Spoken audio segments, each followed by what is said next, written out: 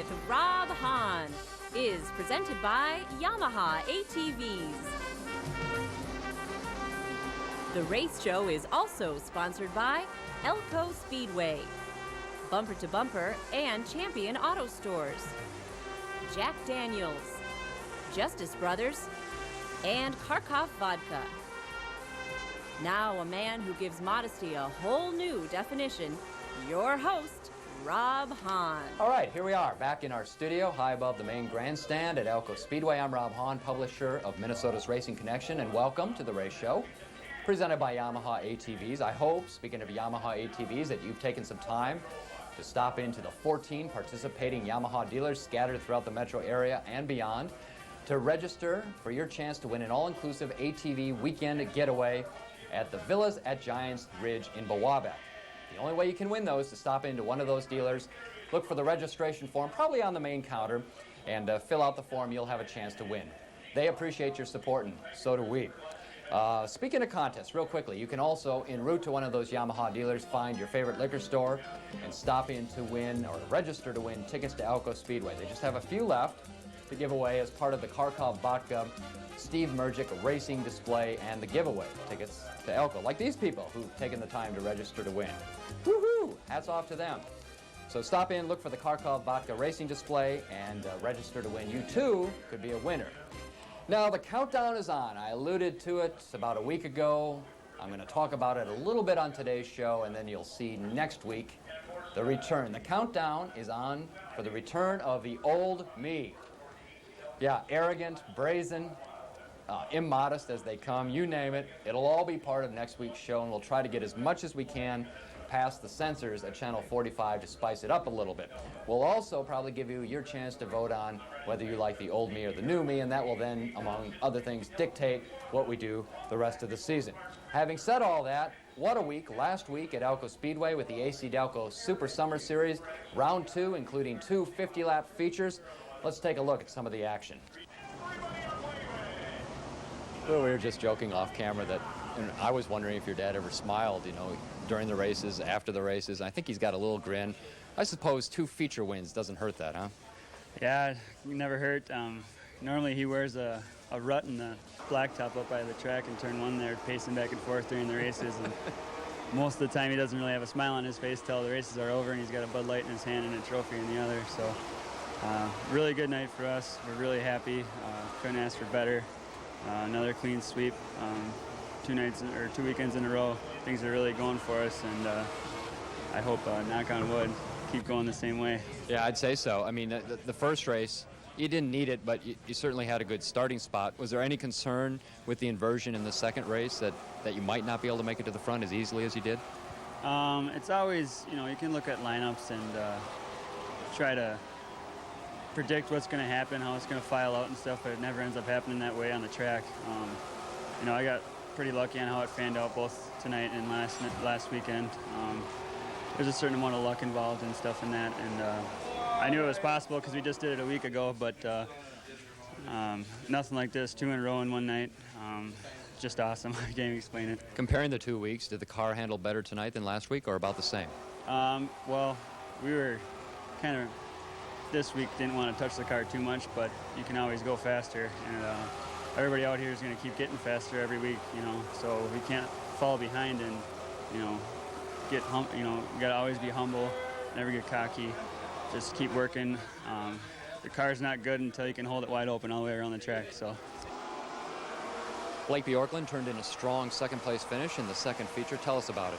Yeah, definitely. We were a little slow in the first one, and we made some changes, freed the car up. The car was a little tight, and here we are sitting in second. And wow, what a difference, you know, for the first leg of the ACD Delco Super Summer Series out here earlier this summer.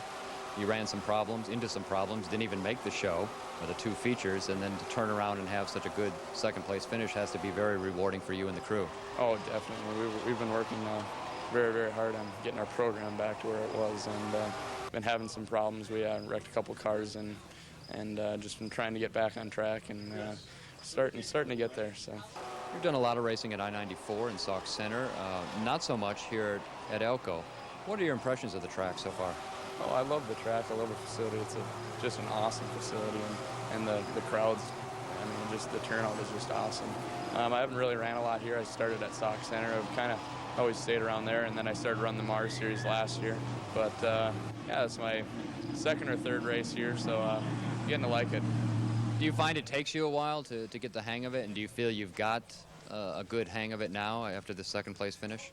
I feel like I got a little bit of a grip of it, but I'm not quite up to Jake Ryan yet. But definitely could always use improvement and take our notes and go home and see if we can capitalize on it next time.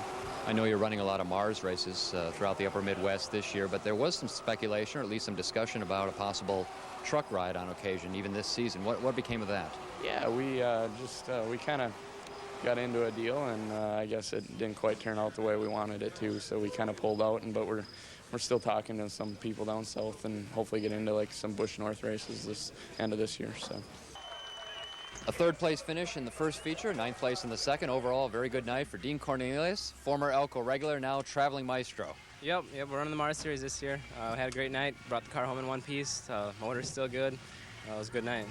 What are your thoughts on Jake Ryan tonight? He seemed to be just on a rail. He was on a rail. He's just fast. I mean, to come from the back like that, that's incredible. I wish we could have been there with him. I know from a fan's perspective, I really enjoy the inversion. You know, the cars that finish on the lead lap and, you know, the inversion in the second feature. How do you look at it as a driver? It gets definitely a variety of, it gets the other cars in the front. I don't know.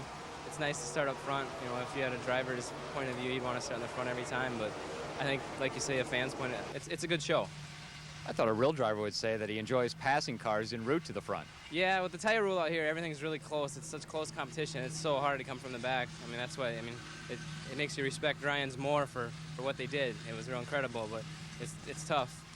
This is round 2 of 3 rounds of the AC Delco Super Summer Series. If we were to compare rounds 1 and 2, I thought round 2 was a much cleaner night of racing. If you recall, I'm sure you do, from round 1, that it seemed like people couldn't help but wreck in the second feature. Yeah. Why do you think the change? I don't know. I think it goes with the weather. It's hard to say why people wreck some nights and not the others, but the competition was so close tonight. You mentioned you're running the Mars Series. What's next up for you? Kakana next weekend. We'll play it week by week. How's it going so far this year since we last spoke? Pretty good. We're leading points as of right now. We got some tough competition behind us, but we can give it our best shot. One driver has had a lot of success at other tracks like Raceway and I-94, but to be fair, has struggled at Elko for whatever myriad of reasons. It's Todd Hansen, but you had a fine 5th place finish in the second feature tonight. Yeah, we almost every time we come here, we got to replace at least a fender. We have some chassis problems or something break, not go our way, and I think it's just about time it finally did. Had a close call early in the second feature. It looked like some guys had checked up in front of you, and I think you and Jacob Gady made some contact as both of you were slowing down. He probably more than you. Yeah, Adam Rowe was just a couple cars up in front of us, and I never saw him spin, but I saw under the backside of Jacob's car, and there's just nothing you can do when we're all running that tight and it happens that fast. Despite a few dents in the front, I mean, what does it mean for you and your team, not only to have the car in one piece as you go home, but also to have such a strong 5th place finish? It's nice that we finally have something to build on and something we can go home and take notes on and build from there and get faster each time we come back instead of just rebuilding the front end or something like that. In the past, you've run full schedules, if I'm not mistaken, at both I-94 and Raceway, or at least close to full schedules, and seem to be traveling much more this year. What's the transition been like? I actually enjoy the traveling a lot more. It's once you get to the track, you only got about an hour and a half to figure it out, and you got to make big decisions right away and just go with it. You got to go with your gut, and you don't get to build on it all season long, which keeps us on our toes. What's next for you, not only this season but beyond? Have you given much thought to what your plans are? I'd love to make a living driving race cars. We just got to have a couple of the opportunities go our way, and we're trying to get into another league, either ARCA or Hooters or Trucks or whatever schedule we can fit, and we just got to see what we can afford, see if we can get any sponsorship help, and see how far the old man's willing to travel. At this stage, how close do you think you are to that next jump? I think we just need to be noticed and keep our image right and go out there and start winning more races.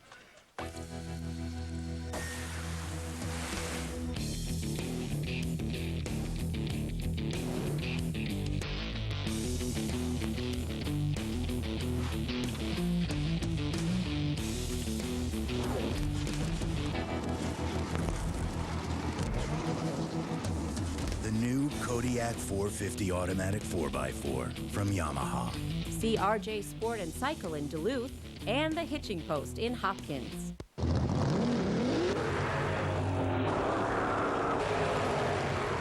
At Richard Childress Racing and Jack Daniels, we have a great appreciation for cars. And a greater appreciation for those who drive them. So when you're out drinking, make the right decisions. After all, when it comes to drinking responsibly, it's a black and white issue.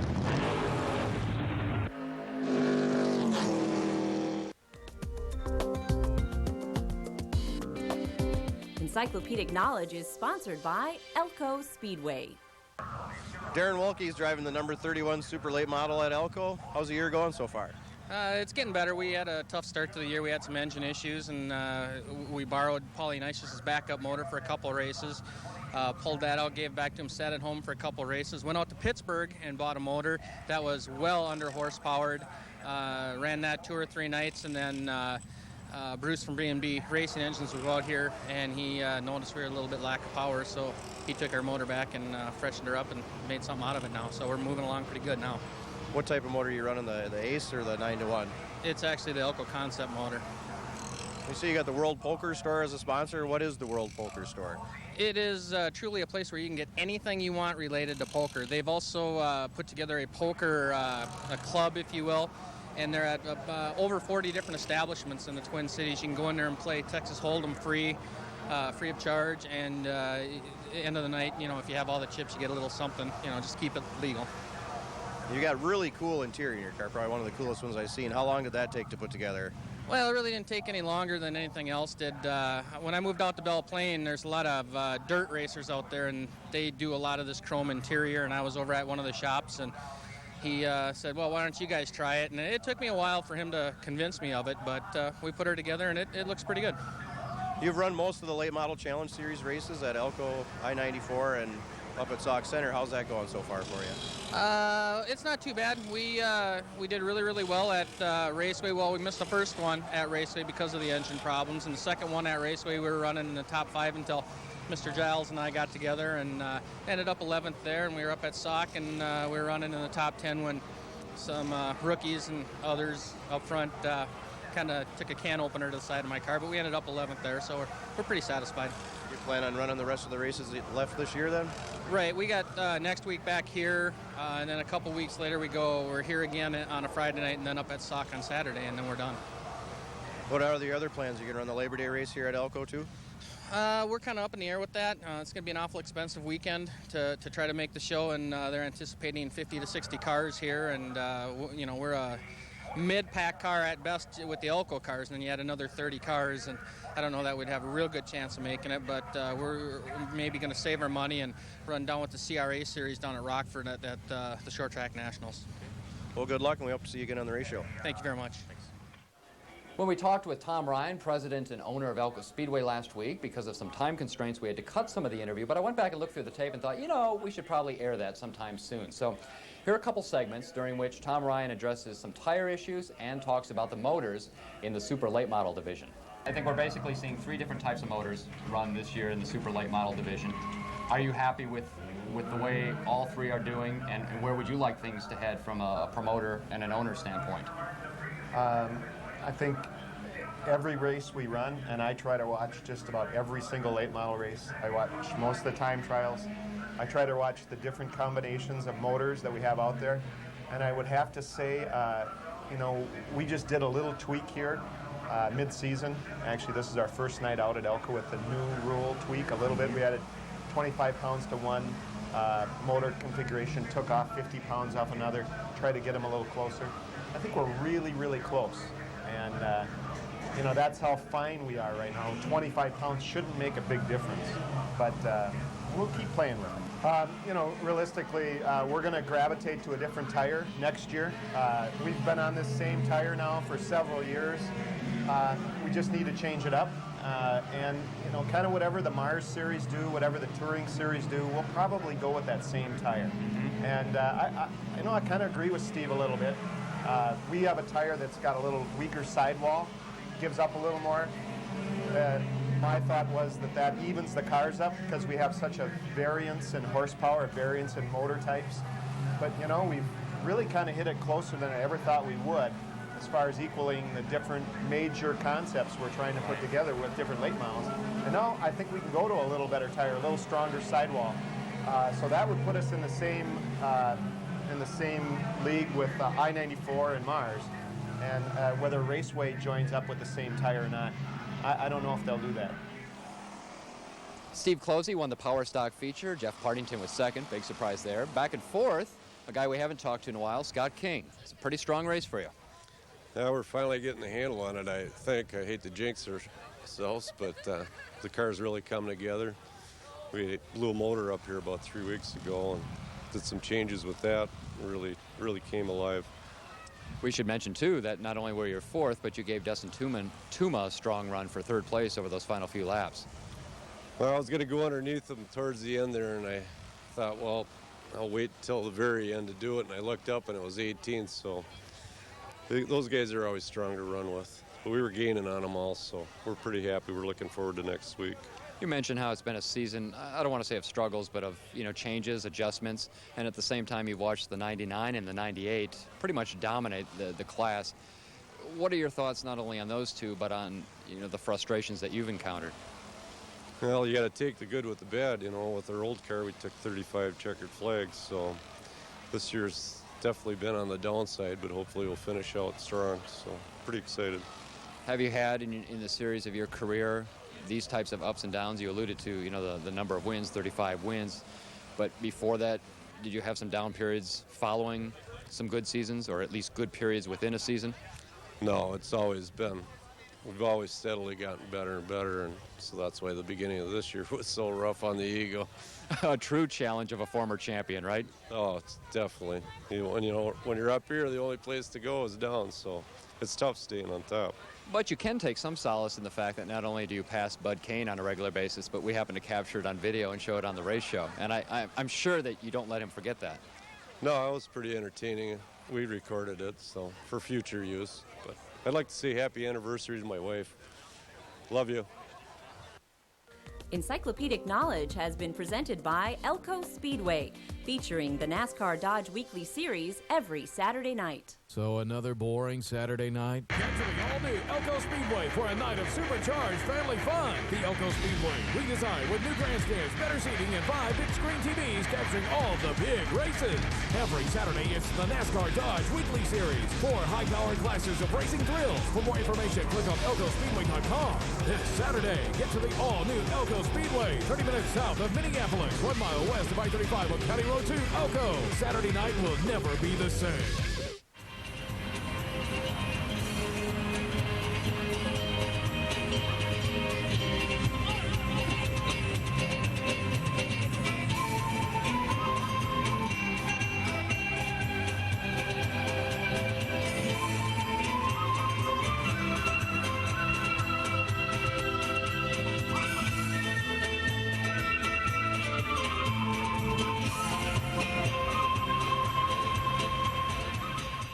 This week's Lapper feature is sponsored by Justice Brothers. Get your car running better with JB products.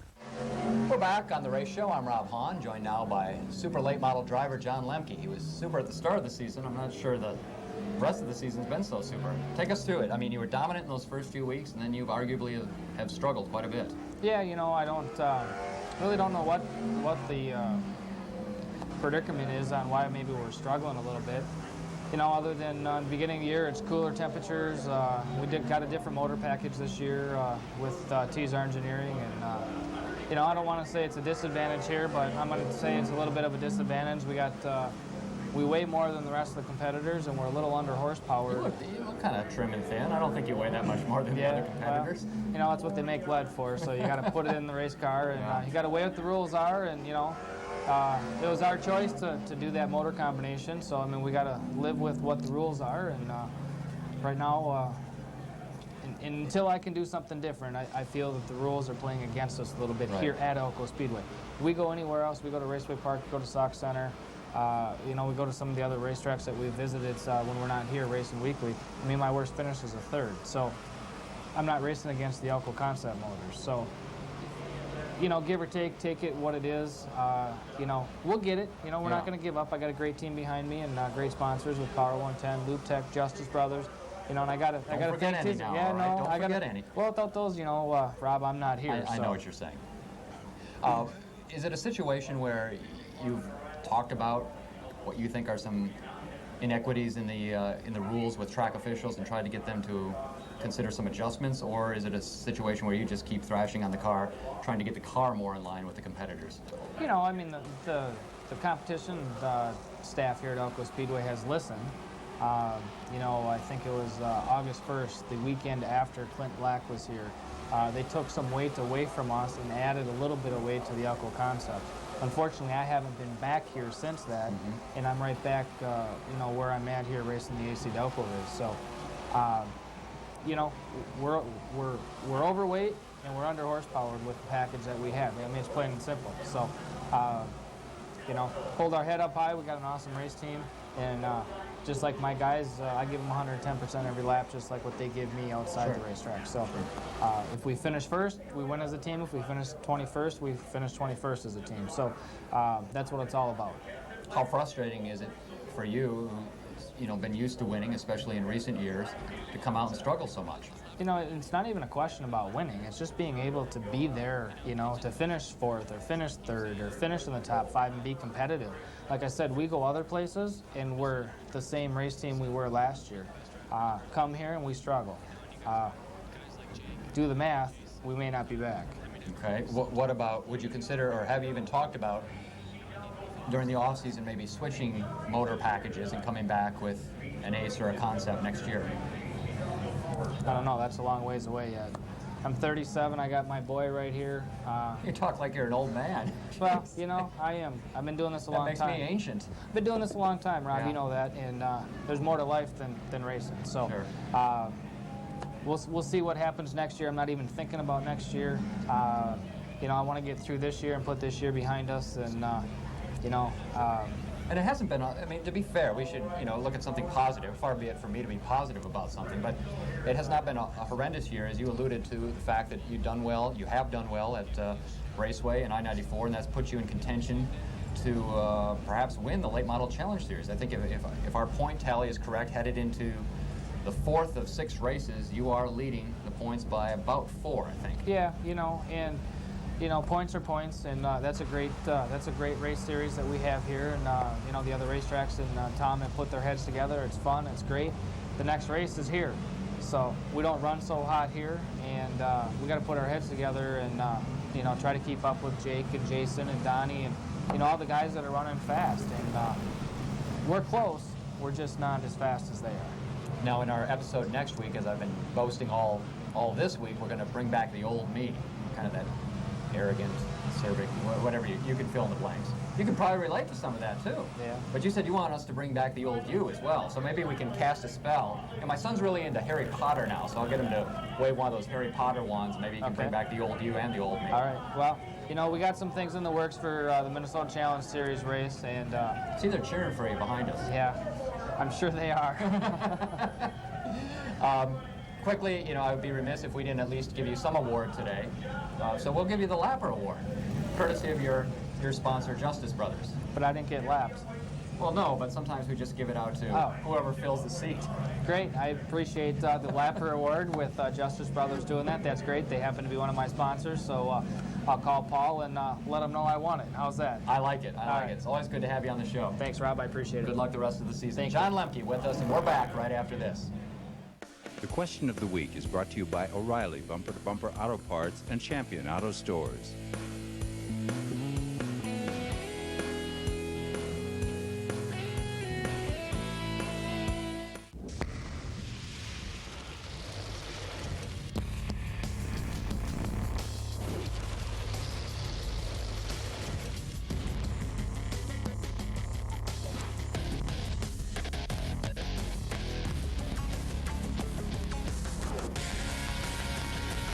Enough said.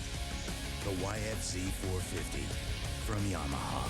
See St. Bonnie Motorsports in St. Bonifacius and J&J Power Sports in Faribault.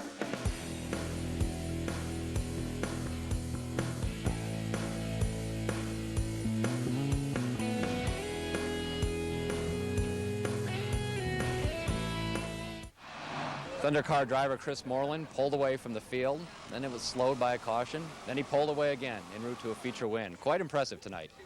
Yeah, it was. The car worked really good, and the caution slows you down, and it sucks to have that come out, but... That's quite a fan club you got. You know, we're going to be showered with beer soon, I think. Yeah, I think the celebration's just starting for tonight, but yeah, it feels good to win. I mean, you start in the front row and you hope to win. All right, time for the hat exchange here. It's kind of like, you know, NASCAR Winston or Nextel Cup victory lane. So, yeah, I got to get all the sponsors in, you know, and they're supporting me. You want to name them real quickly? Yeah, I'd like to thank Glendy Excavating the most. They're my #1 supporter, and Brad's Corner Bar, Freeway Fabricating.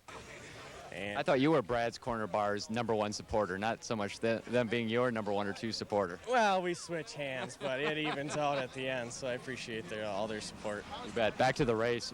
What went through your mind when the caution came out after having built such a large lead? Well, like I say, I hate to see the caution come out, but I knew we had a really good car tonight. It was really hooked up, so I wasn't too worried about it, but we had a good lead, and just hate to see that come out. On the restart, it looked like you had a couple strong cars behind you, but they, you know, decided they were going to race each other and bumped and banged just enough to allow you to pull away even further. Yeah, I think the 10 and the 07 were side-by-side racing, and then Carlander got through, and I was a little worried if he would have lined up with me if I had another caution, but we pulled it off. Obviously a strong feature win, but in the bigger picture, you mentioned Carlander pulling off a second place, so you don't gain too much on him in the points. You still hoping for that bad night as you made note of a couple weeks ago during our interview? Yeah, no, Matt's a good guy, and I like to race against him, but yeah, we just got to keep battling, and hopefully good things will keep happening. I'm always curious what a team does when the car and the driver perform so strongly. Do you go over the car much during the week, or do you try to leave it as is? Yeah, we always have our standard maintenance stuff that we do every week. But other than that, yeah, we probably won't touch it much this week. It was pretty good, so. So another boring Saturday night. Get to the all-new Elko Speedway for a night of supercharged family fun. The Elko Speedway, redesigned with new grandstands, better seating, and 5 big-screen TVs capturing all the big races. Every Saturday, it's the NASCAR Dodge Weekly Series. 4 high-powered classes of racing thrills. For more information, click on elkospeedway.com. This Saturday, get to the all-new Elko Speedway, 30 minutes south of Minneapolis, 1 mile west of I-35 on County Road 2, Elko. Saturday night will never be the same. And there you have it, another episode of The Race Show done for this week. My thanks to Robin Harris behind the camera, the Big O back in the studio. I'm Rob Hahn, and remember, get your clock set. The countdown is on. The old me returns to The Race Show next week. I'll see you then.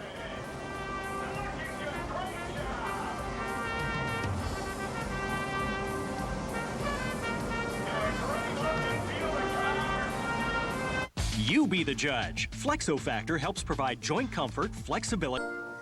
Hi. Being there for kids is super good fun. All it takes is a little know-how. Curiosity. The key to a lifetime of discovery. Kids will go to mighty great lengths to impress you. Kids know what's cool. Good thing you don't have to. Moments like these happen every day.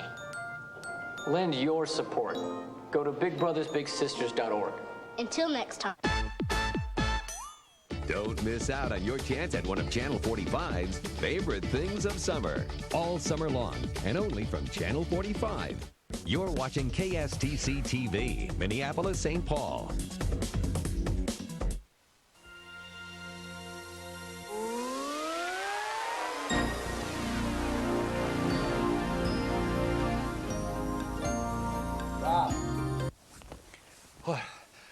I just had this horrible nightmare. In it, I didn't get better looking every day. I didn't even cheer for Notre Dame. We didn't talk about Mike Skaya or Paul Payne on the race show. And I even gave up wearing striped shirts. Ugly striped shirts at that. Thank God none of it's true. I'm still the old me.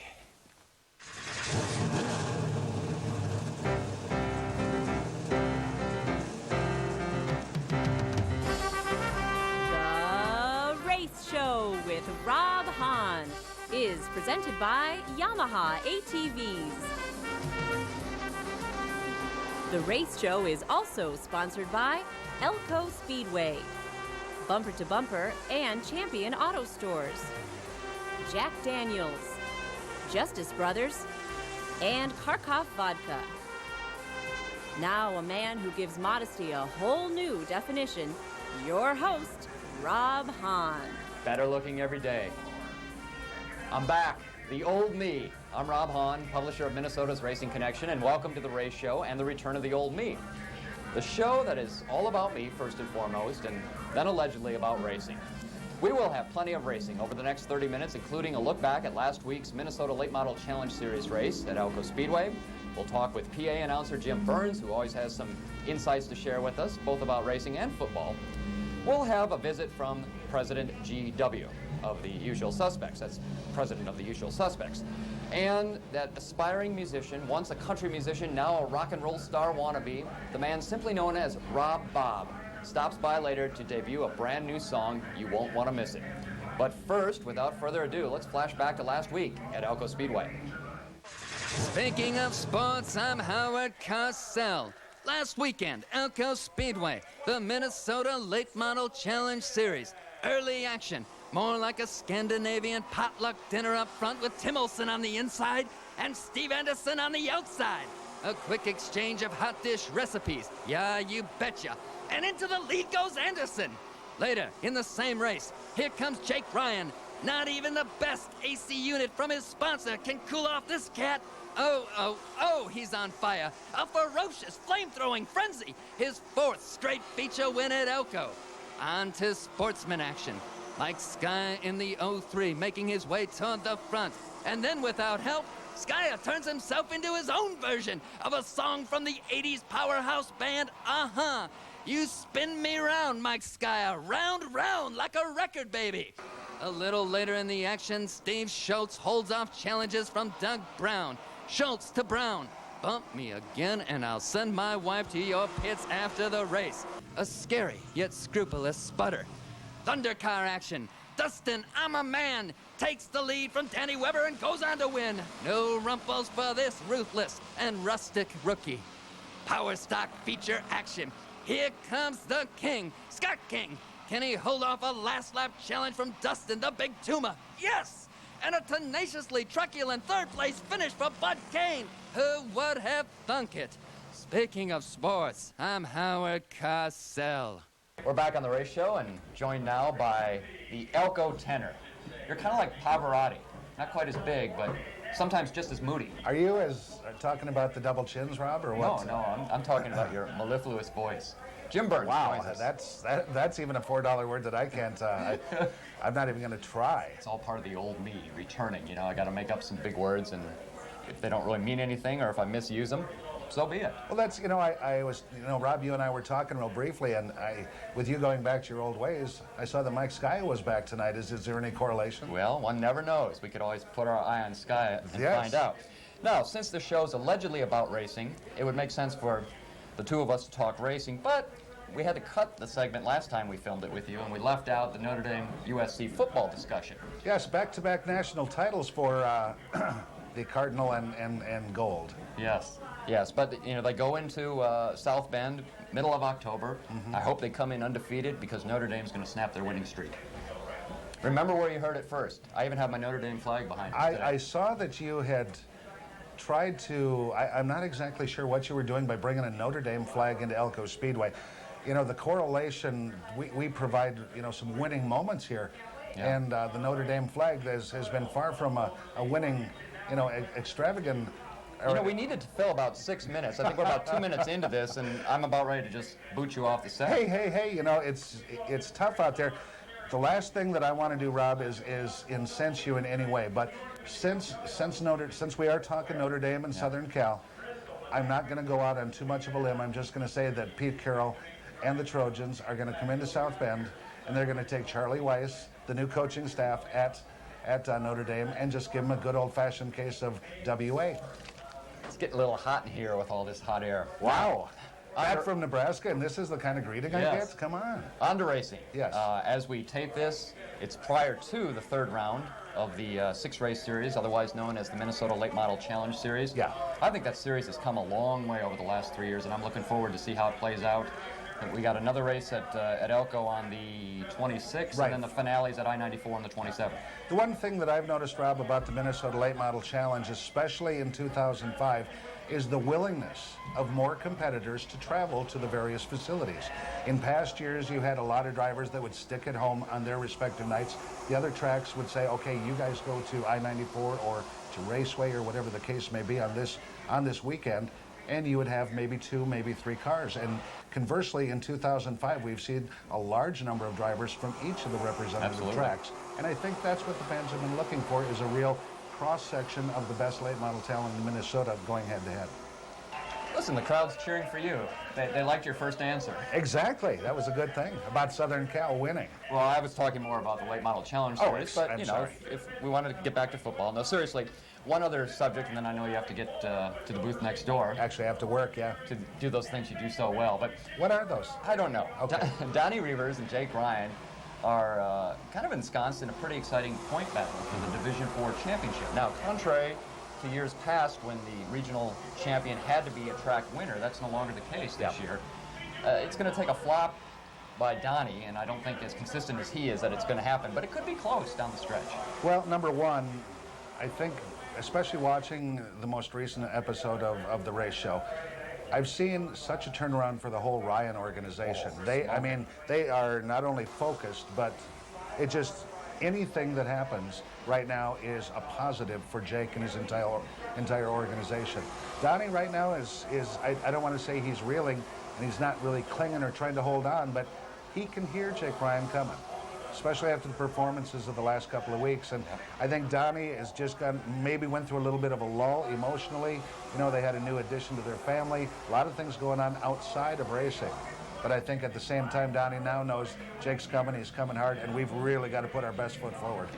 And we really have to let you run. The power stocks are right behind us. Look, Bud Kane's out in the lead. That's probably the closest he'll come to winning a race this year. I got to go. On the pace lap. You don't want to comment on that? I love all the racers at Elko Speedway. That's the old me shining through. Thank you. Yeah, I love them all.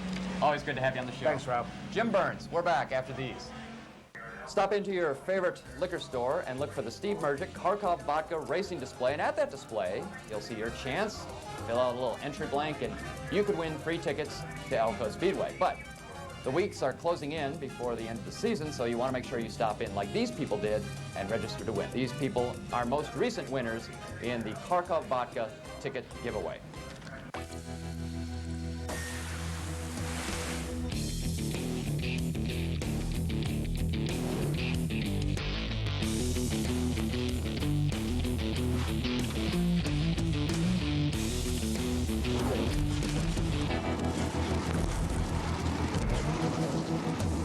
The new Kodiak 450 automatic 4x4 from Yamaha. See Waldock Sports in Forest Lake and 61 Sport and Marine Yamaha in Hastings.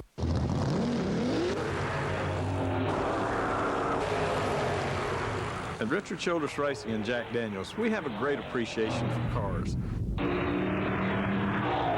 And a greater appreciation for those who drive them. So when you're out drinking, make the right decisions. After all, when it comes to drinking responsibly, it's a black and white issue.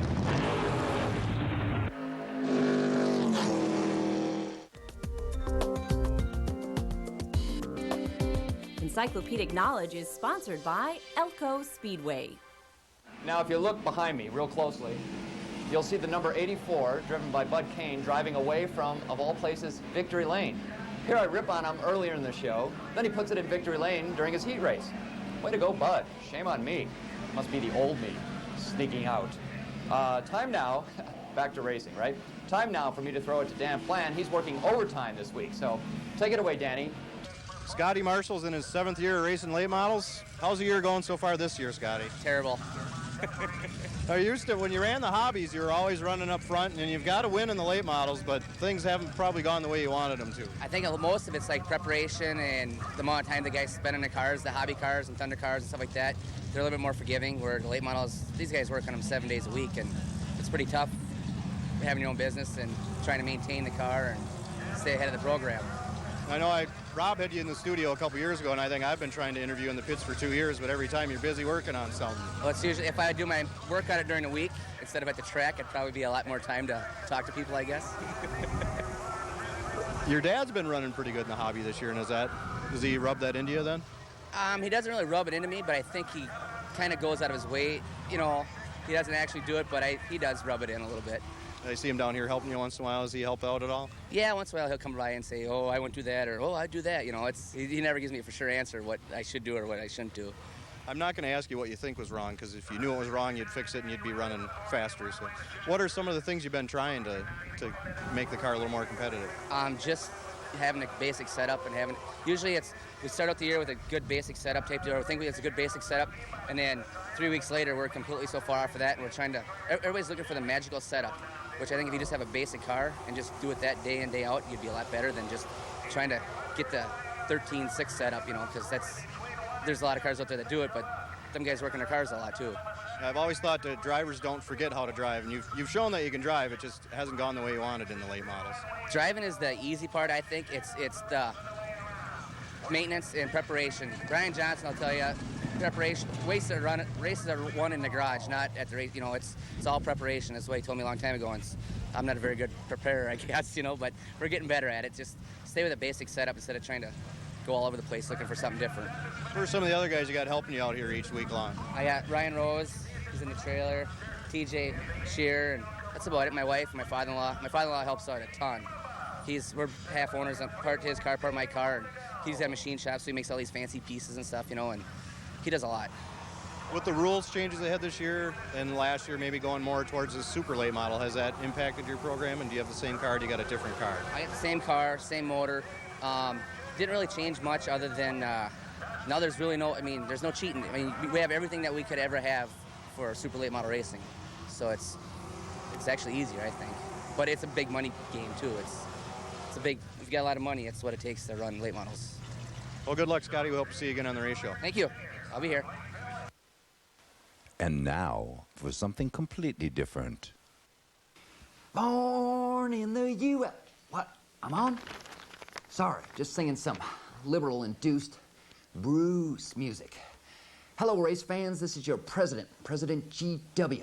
of the US, the usual suspects. As promised last time I appeared on the race show, I come to you today to compare and contrast NASCAR dads with soccer moms. But first, a little soccer joke for you. Knock, knock. Who's there? Mia. Mia who? I'm going down to the Honey Baked store to get me a ham. Take that, soccer moms. Now, in the grand tradition of George Carlin, the only man alive, let's compare NASCAR dads to soccer moms. NASCAR dads like one winner at the end of the race. Soccer moms say everyone's a winner and deserves a ribbon, even if Sally's team just lost 75-0. NASCAR dads don't mind spanking their boys when they're bad. Soccer moms like timeouts, don't want to hurt Jimmy's feelings or his butt. NASCAR dads exercise with weights and beer cans. Soccer moms exercise by walking from Macy's to Nordstrom at the mall. NASCAR dads like hunting deer. Soccer moms like caribou coffee. It's kind of a cerebral one. Yeah, cerebral, big word. Don't know what it means, but it's a big word, cerebral. NASCAR dads like to put a big number 3 sticker on the back of their trucks. Soccer moms like to put a little teeny soccer ball sticker on the back of their minivan right next to the "My son's a sissy, honor student of the month" sticker. NASCAR dads watch the race show. Soccer moms watch Desperate Housewives. Guess it takes one to know one. When you get down to it, if these soccer moms ever want to make their sport as big as NASCAR, I would suggest the fans start to follow in the footsteps of European soccer fans and riot at games. Yeah, because you know how I like a good little war every now and then. On that note, I'll see you at the races. Encyclopedic Knowledge has been presented by Elko Speedway, featuring the NASCAR Dodge Weekly Series every Saturday night. So another boring Saturday night. Capturing all new Elko Speedway for a night of supercharged family fun. The Elko Speedway, redesigned with new grandstands, better seating, and 5 big screen TVs capturing all the big races. Every Saturday, it's the NASCAR Dodge Weekly Series. 4 high-powered classes of racing thrills. For more information, click on ElkoSpeedway.com. This Saturday, get to the all-new Elko Speedway, 30 minutes south of Minneapolis, 1 mile west of I-35 on County Road 2, Elko. Saturday night will never be the same. Esta noche, la última.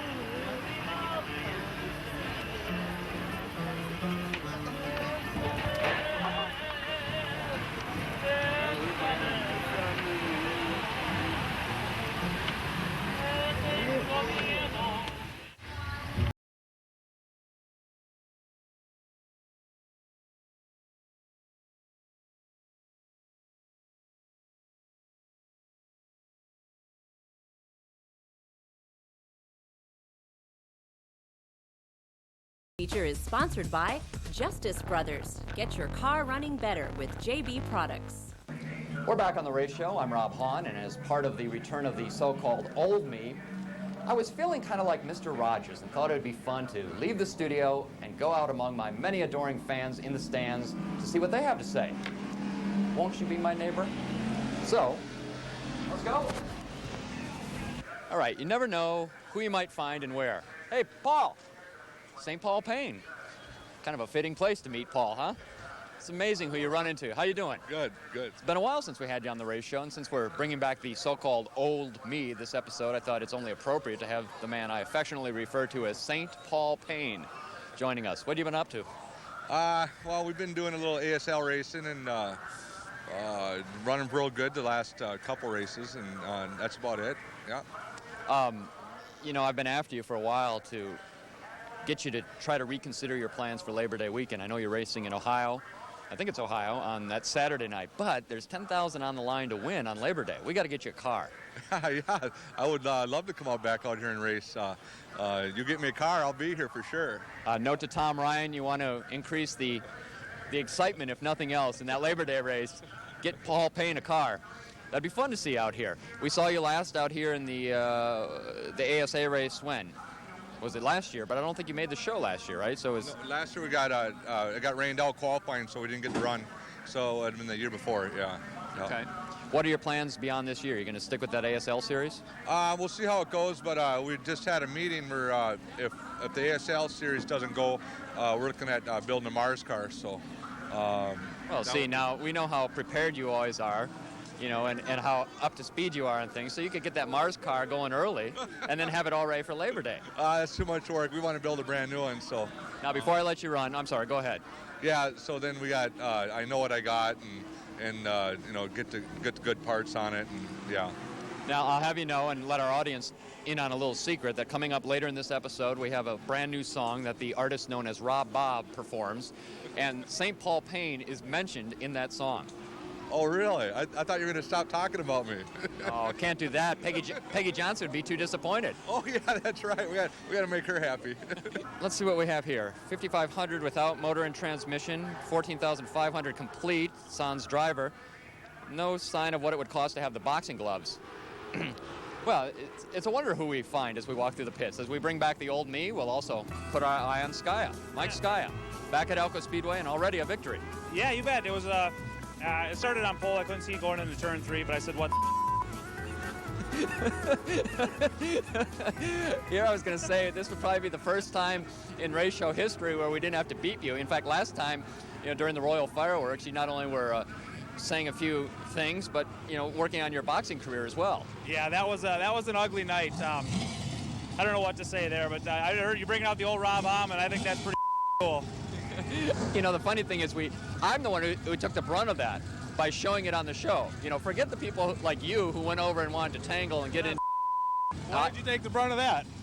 Well, because I am who I am. All right. Well, you keep up the good work. With the for sale sign, it kind of begs the question, why are you selling the car? Well, we have another car sitting at the shop right now that we don't want to bring out yet. We're going to save it for next year. I figure this would be a good car. It's cheap enough, $5,500 without motor and tranny, so if anybody's looking for getting a good car, it's a good car to start out with. What about plans for next year? Are you giving any thought to coming out to Elko full-time and chasing a title again? I don't know about chasing the title. Every time you say that, you kind of get yourself, kind of jinx yourself. We're going to give it a good effort next year. If we can keep out of the papers and off the TV, I think we'll probably be good. Oh, don't flatter yourself. Don't think we want you. You know, this is just because we have to fill some time this week. Oh, good. Number 2, like all good Hoosier natives, you're a big Notre Dame football fan. False. Okay, this interview's done. No, actually, I will. We have I will a rule say on this show: don't diss the Irish. No. I will say this though. I am a big Lou Holtz fan, and I was on a flight to Las Vegas, Nevada, and was in first class going to an Indy Racing League test. I'm glad you're roughing it. And I sat down. Well, I didn't pay for the ticket. It's the perks of being a driver, I guess. But I sat down in my seat and looked over, and this guy had papers everywhere. And he asked if he could borrow my tray. I'm like, yeah, no big deal. So I fold my tray down and look over, and it's Lou Holtz. So I had just started driving for Joe Gibbs that year, and introduced myself and told him that I drove for Coach Gibbs. And when I mentioned Joe Gibbs' name, he just lit up, and we talked probably halfway out to Las Vegas. And I traded him one of my race helmets for an autographed football, and he asked if I wanted a South Carolina Gamecocks football or a Notre Dame football. So I've got the Notre Dame autographed football on my shelf. Decision. But my family grew up in Lafayette. We follow the Purdue Boilermakers, and you know, oh boy, it's hereditary. I can't do anything about it. That hurts. Number 3, Tony Stewart loves all members of the media. False. False. Now, I tell you what, we do have a lot of friends in the media, but I mean, you learn one thing, that the media tends to treat auto racing at times like the WWF. They want to make it a show and want to create rivalries, and a lot of times they can create problems if they don't like you or dislike something you do. The question of the week is brought to you by O'Reilly Bumper to Bumper Auto Parts and Champion Auto Stores.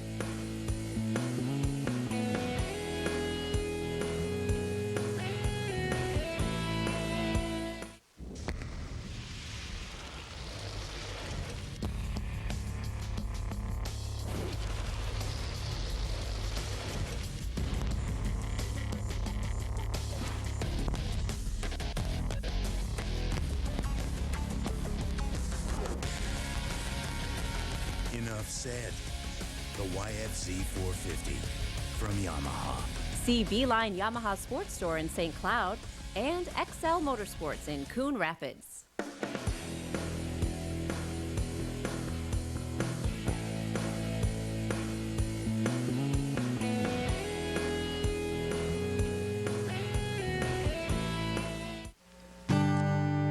All right, I'm back. The artist known as Rob Bob. As you might recall, a couple weeks ago, I came to you as an aspiring country musician with a country-sounding song that I had written for the show. Today, it's all rock and roll, baby. From my shirt, which is a tribute to my old college band, Rob Bob and the Flannels, to my bandana, which of course is a tribute to Bruce from the 1984 Born in the USA tour. And this song is a tribute to some guys we haven't talked much about this year on the race show, the Usual Suspects. It's called Mr. Usual Suspects Wrecking, and it goes something like this.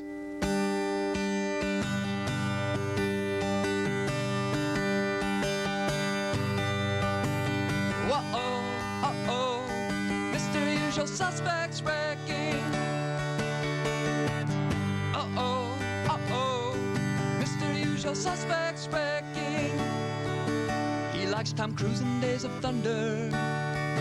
His bread of choice is wonder. Nicole Kidman comes from down under. He thinks he's sassy and mean. Wrecking makes his shorts unclean. Oprah Winfrey has never been lean. Whoa-oh, uh-oh, Mr. Usual Suspects wrecking. Uh-oh, uh-oh, Mr. Usual Suspects wrecking. He likes to go for spins because he never wins. Mary-Kate and Ashley are twins. He never slows for the yellow. He's a dense sort of fellow. Hey, hey, hey, Bill Cosby likes to eat Jell-O. Uh-oh, uh-oh, suspects wrecking. Uh-oh, uh-oh, Mr. Usual Suspects wrecking.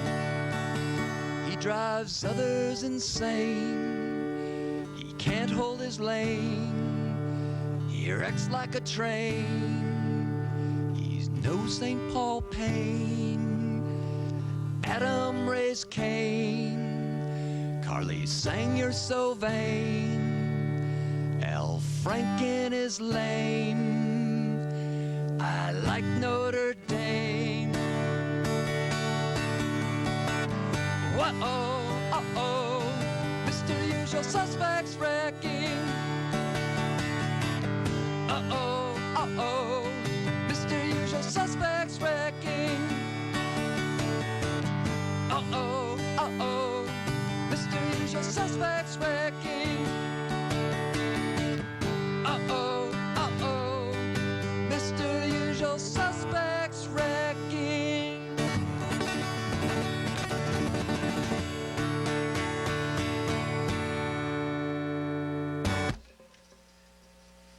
So another boring Saturday night. Canceling all new Elko Speedway for a night of supercharged family fun. The Elko Speedway, redesigned with new grandstands, better seating, and 5 big screen TVs capturing all the big races. Every Saturday, it's the NASCAR Dodge Weekly Series. 4 high-powered classes of racing thrills. For more information, click on ElkoSpeedway.com. This Saturday, get to the all-new Elko Speedway, 30 minutes south of Minneapolis, 1 mile west of I-35 on County Road 2, Elko. Saturday night will never be the same. And there you have it in one fun-filled 30 minutes. The return of the old me. Will he return again? We don't know. Go to our website, nst1.com, where you can cast your vote for the old me or the new me. And that will dictate what we do with the final 5 episodes of the race show this season. My thanks to Robin Harris behind the camera. This was her first experience and exposure to the old me. I think she's still shaking her head in disbelief, or maybe just disgust. The Big O is back in the studio. And I'm Rob Hahn, the old me. We'll see you next week.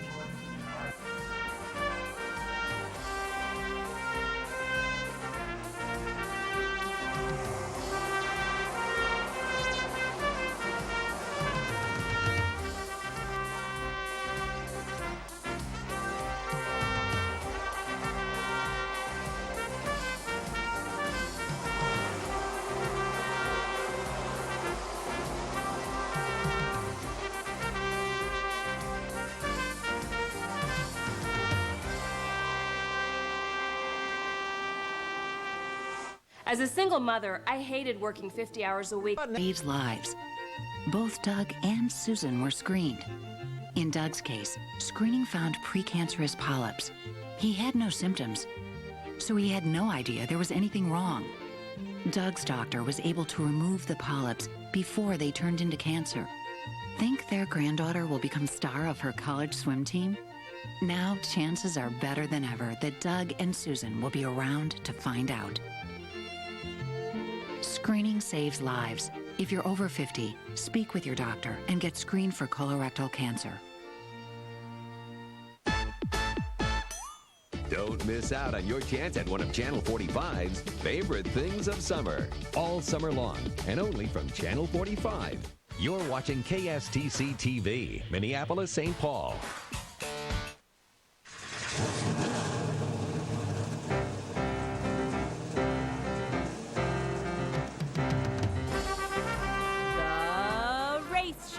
With Rob Hahn is presented by Yamaha ATVs.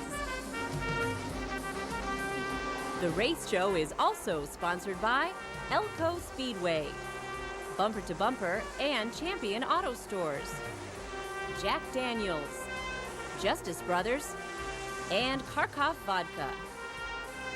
Now a man who gives modesty a whole new definition, your host, Rob Hahn. Better looking every day.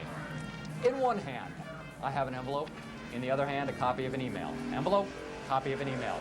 By the way, welcome to the race show presented by Yamaha ATVs. I'm the old Rob Hahn from Minnesota's Racing Connection. This email was sent to me last Friday and reads in part, Rob, blah, blah, blah, blah, blah, blah. Rob, I'm asking you to please not push the envelope any further. Blah, blah, blah, blah, blah, blah. Rob, I'm asking you to please not push the envelope any further. Would I ever push the envelope? Well, I might, but because of that, because we want to make sure we stay in good graces of everyone involved with the show, I have brought along this envelope. I've drawn a line, as I'm going to do right now, on my desk, and then I'm going to put the envelope down throughout the entire episode to make sure I don't push it too far. In other words, I won't push it over the line. Now, if this were if you excuse the cheap impersonation of John Madden, that football commentator who makes millions to state his firm grasp of the inherent obvious, it would go something like this. All right, here's the line. If he pushes the envelope over the line, he's in big trouble. But look, the envelope's only right there, right next to the line, so he should be okay. Give me something for my feet, fast-acting Tinactin or something. They're killing me. All right, I told you it'd be a cheap impersonation, but I will keep this envelope here throughout the show to make sure I don't push it too much. Quickly, we'll talk with Chris Cooley, Thundercar driver at Elko Speedway, later in the show. Dan Plan joins us in just a couple of minutes. We'll talk with Melissa Reavers, the wife of super, and I mean super late model driver Donnie Reavers. But first, let's flash back to some action last week at Elko Speedway. I don't remember much of the last lap. I know the car wasn't very good in the first feature, and second feature did some adjustments on it, and still didn't think I had a prayer, but the thing took off and got lucky on that last lap there. And you were, if I'm not mistaken, you were behind Greg Beaver when he had his little slip up, and then you were able to kind of take that spot and chase down Lutz. Yeah, Greg, I don't know if he coming out of 2 or something, he got almost pinned the wall there, and that was I thought second was going to be good, and then I think Lutz, I don't know, his car went away real fast or something, and was able to get around him on the last lap, about an inch on each side there. This JR's Monte Carlo is coming along pretty good. We had some problems earlier in the first feature. Didn't have the motor quite running right, so came back, and it's a pretty good relief that it's fixed now. So I was sitting with Corey Butler Jr. watching the feature early on, and you took an early lead, and I said the only thing that's going to stop you from winning is a caution or two, and that's exactly what bunched up the field. How frustrating was it to know that you had such a lead over the field and then had to be slowed for a caution? Well, it's one of them. You kind of seen it coming. You know there. It never fails whenever you're leading a race that it's you always get the caution that comes out, and just a minute when you just when you say God, no caution, oh, here it comes. So it looked like your teammate Greg was going to be the one to really give you a run, but he got loose in something and had a nice save, kept himself out of the wall, and then it was Doug Brown who raced you hard, and you raced him very clean. Yeah, 1 and 2 was just they put all that floor dry down, and I don't know if someone leaked some more stuff down, but yeah, that was the hardest part for me tonight, is getting off of 1 and 2 because it was filled up with floor dry. High atop the main grandstand at Elko Speedway, I'm Rob Hahn, and joined now for a little different pace by Melissa Reavers. Hello. It's good to have you here. Thank you for having me. You said you're nervous. I'm nervous. I'm a puppy dog. I'm so easy. Even though the old me is now returned, I'm so easy and kind on everybody that there's nothing to be worried about. I can still take you. That's what I'm the one who should be worried. You're right. We should point out, for those who are too dense to figure it out, that you are the wife of Donnie Reavers, who is simply dominating at both tracks, both at Elko and Raceway Park this year. What's it been like you from the wife's standpoint this year? Well, obviously, it's our living now, which is stressful on that. I don't know. I've had a lot of fun, though. I mean, I just had a baby, and so I've kind of not really been as involved as I usually am. But it's kind of an average summer, right? Yeah, baby, absolutely. Turn racing into full-time job. Yep. Get interviewed on the still race have a show. 3-year-old daughter. Yeah. But I mean, it's obviously been very busy, but it's been fun for me. So. What about that decision when Donnie, finally decided to go ahead and turn racing into a full-time job? Yeah. Did the two of you talk about it much? Oh, yeah. And was there much concern? When I talked to him, he was so laid back about it. He's like, that's what I'm doing. That's Donnie, always laid back. Yeah, we talked a lot about it. And I actually was probably the one that said, just do it. I mean, we have to try it now. He was working, as you know, for Country Joe. Right. And that was a ton of traveling. I think it was supposed to be 33 races this year, which would be, away from us, from Thursday probably till Sunday or Monday, which was a lot, very hard. I mean, he loved what he did there, but it's just not something you can do when you have a family. So, right. And this was something that he's always wanted to do, and the time was right. So we just did it, and it's actually been going very well. Well, I think he's been very busy. That would be an understatement to say it's been going very well. I'm curious, we've talked a lot about it on the show and in the publication as well, that he is atop, at least as we take this segment, atop the Division 4 points. Yep. A lot of money. As of now. In fact, he's first and second because of the way they structure it. Right. Have you begun to, I don't want to jinx anything, but maybe plan ahead, a little shopping spree once he wins it? No. Your favorite race show host could use a new suit, and they've got one on sale at Brooks Brothers. Well, do you want me to get you a new striped shirt? Maybe. Maybe. No, we don't even really talk about it, to tell you the Okay. truth. I mean, right now the big thing, obviously for us is for Elko, how it's going here with the whole win thing, how it's structured now, where Jake could possibly take over as the regional representative, which, it happens. And but we basically don't want to talk about it too much because you don't want to jinx anything. You just hope everything keeps going as well as it has. And drivers and their wives would never be superstitious now, would they? Oh, no. I can't even get the word out because I'm a little superstitious myself. So, what about we had you on the show, if you recall last year. We mic'd you during a race and, I remember that. and heard how vociferous you can be. A little emotional from time yes, to time. Very much.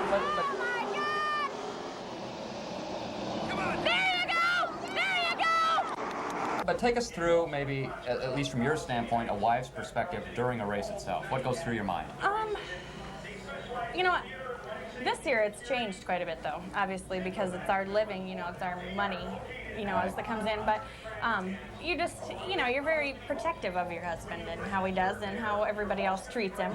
But, you just, what goes through your mind is you hope he doesn't crash, he doesn't get hurt, and that he hopefully wins. Some wives, I think it's fair to say, I've observed this over the years, tend to be more emotional than others, especially when it comes to expressing their opinions to other wives and other crew members. I don't see you do that a lot. I don't do it at all. I see you get very fired up, but there seems to be a line that you draw. Yeah. If I get fired up, I only express myself to Donnie or his crew members, or my friends that are out there with us. I've only yelled at another person once, and I will never do it again. What was the incident? You don't have to say who it was. It's when Donnie first started racing, and he was racing side by side with someone, and there was just some things that had happened, and I yelled a lot at that person. Things that had happened. Right. I'm just going to keep it vague. And I just felt really bad the next day, and Donnie, he prides himself on trying not to have people do that down there. In the pits anyway. I mean, if something needs to be said, he feels he should be the one that says it. Sure. I just don't say anything. Yeah. Donnie has a big crew, and a lot of the wives are involved, or at least in the pits. A lot of camaraderie there. Who's in charge of the hot dish each week? Donnie's Aunt Debbie. Okay. She brings the food every week. And then she does, because most wives, do all the time trials and the lineups and all that. She does all that too. So, which I like, because I can just walk around and be social then. Yeah, you don't have to get upset about the lineup I don't procedure. even. I just know where he qualifies. Right. I just know where he qualifies and where he is in his heats, but I don't know anything else about it. And I like it that way. You mentioned the kids, the newborn, and then your daughter Allison. Yep. Do they like racing? Or are they at that stage in life? Well, Cameron's obviously he's only like 5.5 weeks old, but Allison comes almost every weekend with her grandma. Sits over there. She loves it. She loves being over at the shop. And watching Dad. She loves dancing to our music. And she loves dancing to Rob singing. That's Rob Bob. Rob. Not to be confused with me, Rob. Sorry. The old Rob, right? Yeah, right. But she likes being over at the shop, and most of the crew guys bring their kids too. Cool. Sometimes some nights we all hang out over there and let the kids run around, and it's fun. So that's why that car's so fast. Absolutely. Lets the kids tinker with it a little bit. Yep, every kid gets a little wrench. It's good to have you on. It's good to be on. Thank you very much. You said you were going to be on and give it to me, and you did that and more. All right, thank you. Good luck the rest of the season. Thank you. Melissa Reavers with us. We're back right after this.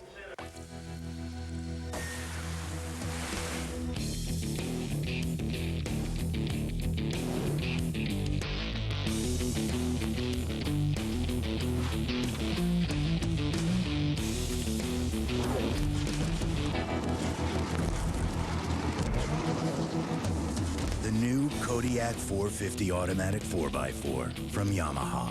See Waldock Sports in Forest Lake and 61 Sport and Marine Yamaha in Hastings.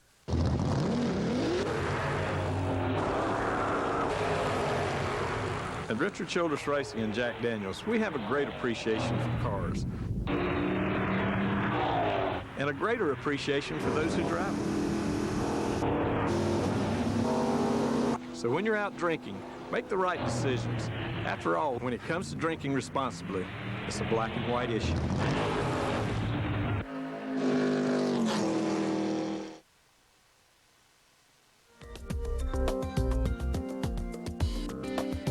Encyclopedic Knowledge is sponsored by Elko Speedway. Guess what time it is, folks? It's Howdy Danny time. Okay. Sorry, cheap attempt at humor by the old me. Dan Plan, the encyclopedia, joins us now. Jolene Sitchie is in her second full season of racing Thunder cars or Power Stocks at Elko. So how's the year going so far for you? It's actually going pretty good. We're having a lot of fun, and that's just my main goal out here is just to have fun. I see you got a Christian Elder uniform. How'd you get that? Yeah, actually, my dad's friends with his dad, so he gave us the hookup. Do you know what's Christian up to these days? He's racing some kind of car. He's actually doing pretty good, so. And I saw your sister here helping you. Is she a big help to you? She's a huge help, actually. She's going to be taking over the car next year. So I'm going to retire. She's taking over for us. And how did the two of you get involved in racing? My dad used to race out here 20 years ago, so he kept it in the family for us. Does your dad still help you out on the team, or does he just sit up and watch? Yeah, he's the owner, and then my boyfriend is the crew chief out here, Nate McHale. He's a huge help, too. What do you hope to accomplish this year? I just hope to keep fun and keep the car in one piece. Somebody doesn't have any work to do. Did your family build the car, or did you purchase it from somebody? We purchased it from John Norris, who drives the Merc 6 Thunder cars now. And how far do you have to tow to get down here each week, and do you drive the trailer? Yep, we drive from Shakopee, so we got a good half-hour drive. Yep. Do you have any other plans on racing any other divisions, or are you just going to hang it up and turn over to your sister? I'm going to hang it up right now and go to college, and then see how she does. If she likes it, if she doesn't like it, I'll take back over. Like Ryan Newman has an engineering degree, and he did pretty good. Is that what you're going to go into? Probably not. I know they have a Ford Asset program at the school I'm going to. It'd be kind of fun, but I don't know how much it's going to cost us. Well, good luck, and we hope to see you again on the race show. Thank you. Matt Carlander won the Thunder Car feature. Jerry Thompson was second, and in third, a guy we haven't seen in the top three for a while. Ted Reavers, number 8. Very good run tonight. Yeah, it's nice to start up front and kind of finish there. I'd like to get the win. Car isn't exactly tuned in where it should be, but it's getting pretty good. It's getting a lot better. So, yeah, it's nice to be back in top 3. It's nice to be back in the tech barn and keep digging. Before we speculate about and talk about the final few weeks, let's flash back to this season. You started out with a bang, a couple feature wins right off the bat, and then some consistent, strong finishes, and then some hard weeks in between. Yeah, we started out real nice. Car was real good.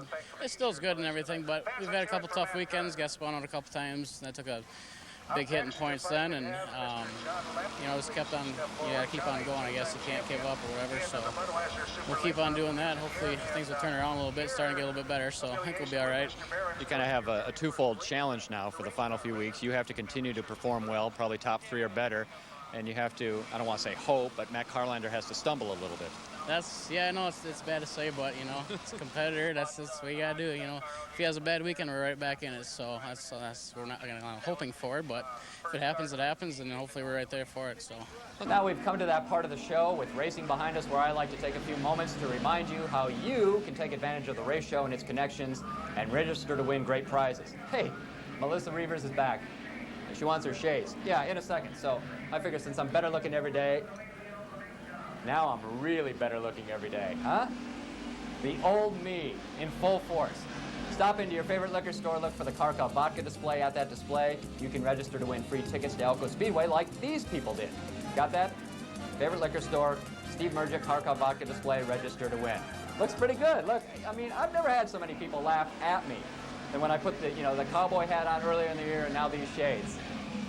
All right, second giveaway. It's the ATV all-weekend inclusive giveaway, our all-inclusive ATV giveaway, courtesy of Yamaha, the race show, and our friends at the Villas at Giants Ridge. That's in Bowabec. It's a 2-night stay and much more, but to have a shot at winning, you have to stop into one of the 14 participating Yamaha dealers.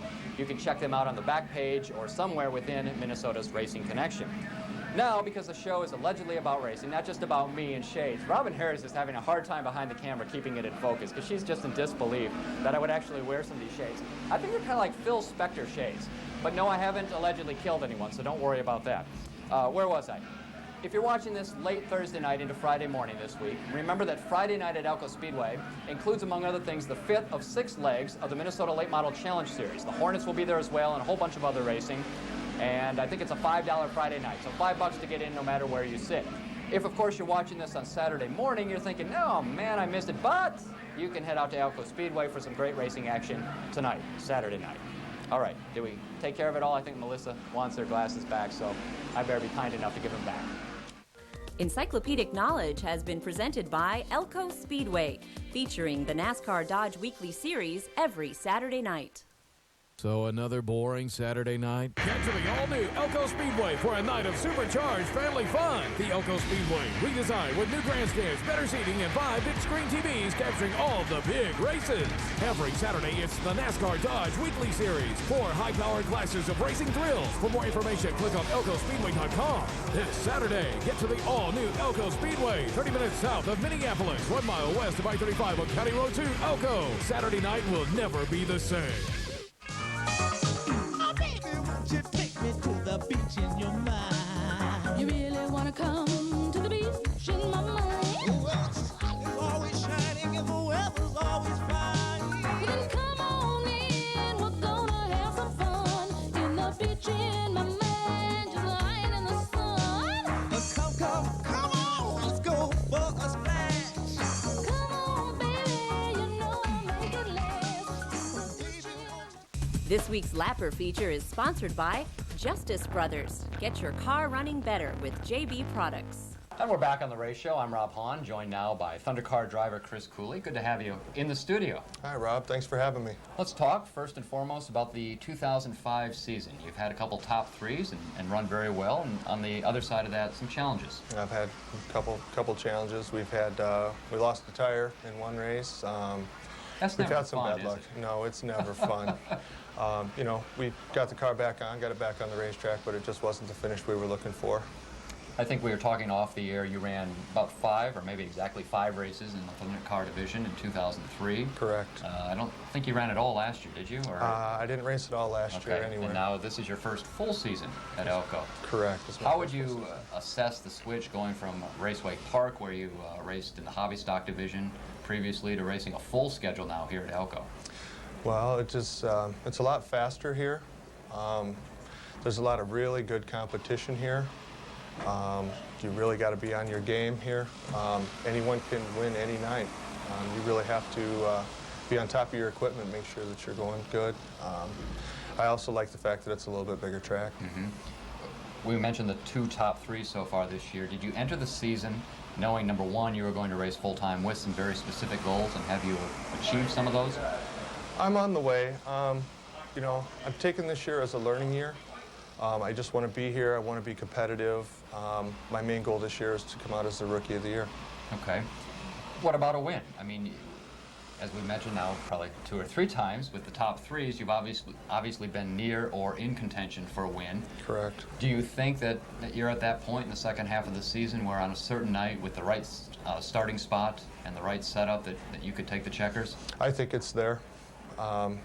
You know, some of the moon and stars have to come in alignment for us, but I think it's there. I think that we can win one. We just have to come out here and continue to try and not give up. What about your fellow competitors? Have you taken much time to talk with them on occasion about different setups, different approaches to the division? I have on some things. There's a lot of things that, you know, what works on your car doesn't necessarily work on others' cars. So I take what I get and I kind of analyze it and I try to put it into what I have on my car and what's going to work for me. You know, we raced for a long time at Raceway Park with good success. So we've got a pretty good idea what's going on, so we're just trying to do that.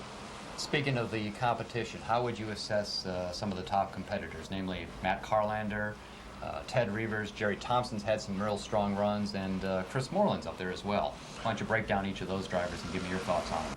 You know, every single one of those guys has been extremely clean. We've had a good time running with them. I wish them all the best. You know, Carlander's car, he's here every week, he's prepared, he's ready to go. Reavers, the same way. Moreland, same way. Thompson's had a couple of good finishes. He's had some bad luck, but he's Jerry Thompson after all, But he's Jerry right? Thompson, and he is there, and you know he's good competition. I have no problem running with those guys. I think the class on the whole, week in, week out, is one of the best and most competitive classes in terms of not only the racing from a driver's standpoint, but maybe more importantly from a fan standpoint. Right. To be able to sit and watch those cars race hard side by side, don't seem to wreck too much either. No, they don't. You know, and it's, you know, the pace is picked up. We're really going fast. We're all trying for something. We all want to, you know, finish the race. I think it really is good competition. There's a full lineup of cars here every week. You know, both racing grooves are here to use. Sometimes it's low groove, sometimes it's the high groove. At least you have an option. It's really good racing. We talked last week with Tom Ryan, the president and owner of Elko Speedway, among other things, about the Thunder Nationals at the end of the season. You said, number one, that you're going to be there. You look forward to that event. I am looking forward to being there. I have been here in 2000, and I have actually won a Fall Festival of Speed. So I'm going to try my hardest to try and win another one of those. It's a great feeling. Well, good luck the rest of the way. Great to have you in the studio. Great. Thanks for having me, Rob. You bet. Appreciate Chris it. Cooley, Thunder car driver at Elko Speedway, and we'll be back right after these. The question of the week is brought to you by O'Reilly Bumper to Bumper Auto Parts and Champion Auto Stores.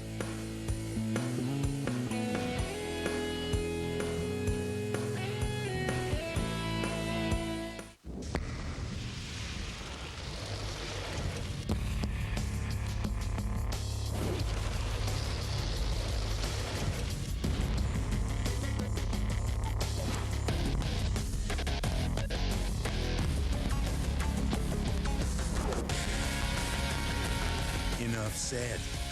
The YFZ 450 from Yamaha. See Beeline Yamaha Sports Store in St. Cloud and XL Motorsports in Coon Rapids.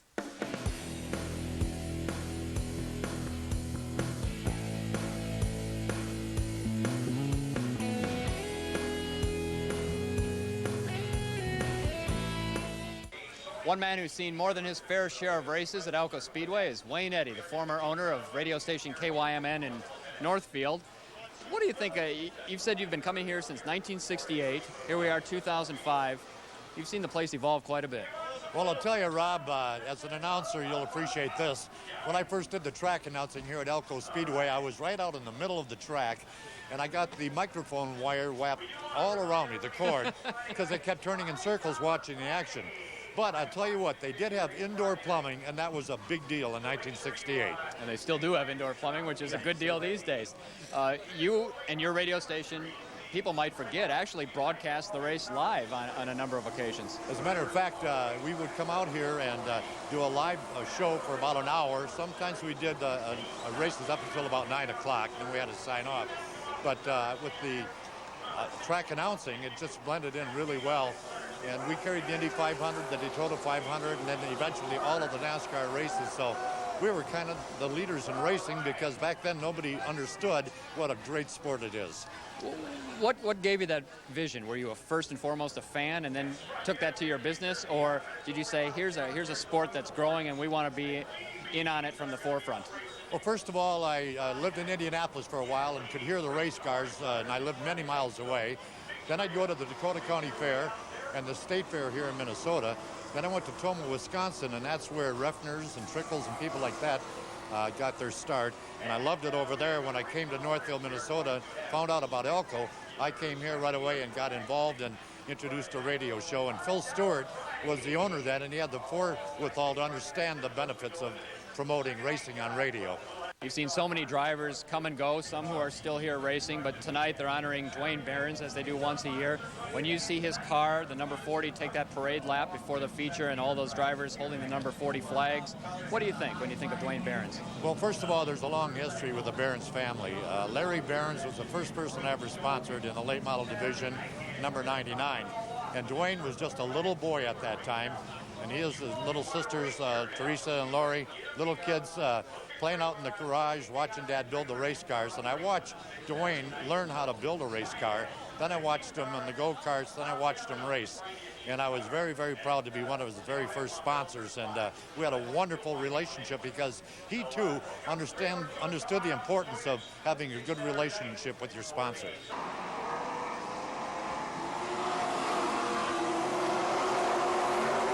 In the heat race earlier today, we kind of schmucked up the car, didn't get our regular finishing spot.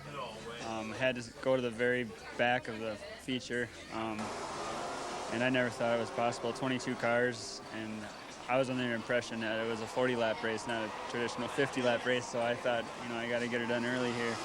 And it ended up being 50 at plenty of time and stuff like that, and traffic worked out real good. I hate that Donnie had bad luck on his sponsor night. But you probably don't hate the way the points are now reshaped in the NASCAR Division 4. Hey, we honestly haven't been looking at the points except for regional. Basically, we have nothing to lose right now and everything to gain, and that's kind of the way we're doing it right now. And so far, it's working out pretty good. Do you think that attitude, the fact that you're really not at all competing for a track championship, has helped you over the past couple of weeks? Kind of almost more of a carefree attitude and approach? Oh, yeah, definitely. There's no pressure except for the pressure we put on ourselves right now. That's our best finish this year. I'm pretty happy with the car. It's been good for the last few weeks, and it's getting better. We just got to catch the 19 car. Whoa, how do you explain that? I mean, he started near the back of the field and just almost systematically worked his way through, had a couple good cautions, or well-timed cautions, and then just pulled away. Yeah, well, knew it was going to be his race when it one lap in, we're single file, so that helps out.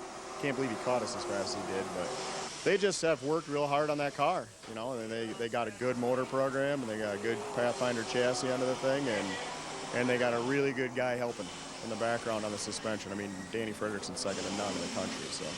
I'm shocked you'd give him a compliment like that. Well, him and I used to be arch rivals, but, I mean, he knows his stuff, and he's been helping me, and that's why we're getting a little bit better, too. So another boring Saturday night. Get to the all-new Elko Speedway for a night of supercharged family fun. The Elko Speedway, redesigned with new grandstands, better seating, and 5 big screen TVs capturing all of the big races. Every Saturday, it's the NASCAR Dodge Weekly Series. 4 high-powered classes of racing thrills. For more information, click on elkospeedway.com. This Saturday, get to the all-new Elko Speedway, 30 minutes south of Minneapolis, 1 mile west of I-35 on County Road 2, Elko. Saturday night will never be the same. My thanks to Robin Harris behind the camera. The Big O's back in the studio. I'm Rob Hahn. We'll see you next week.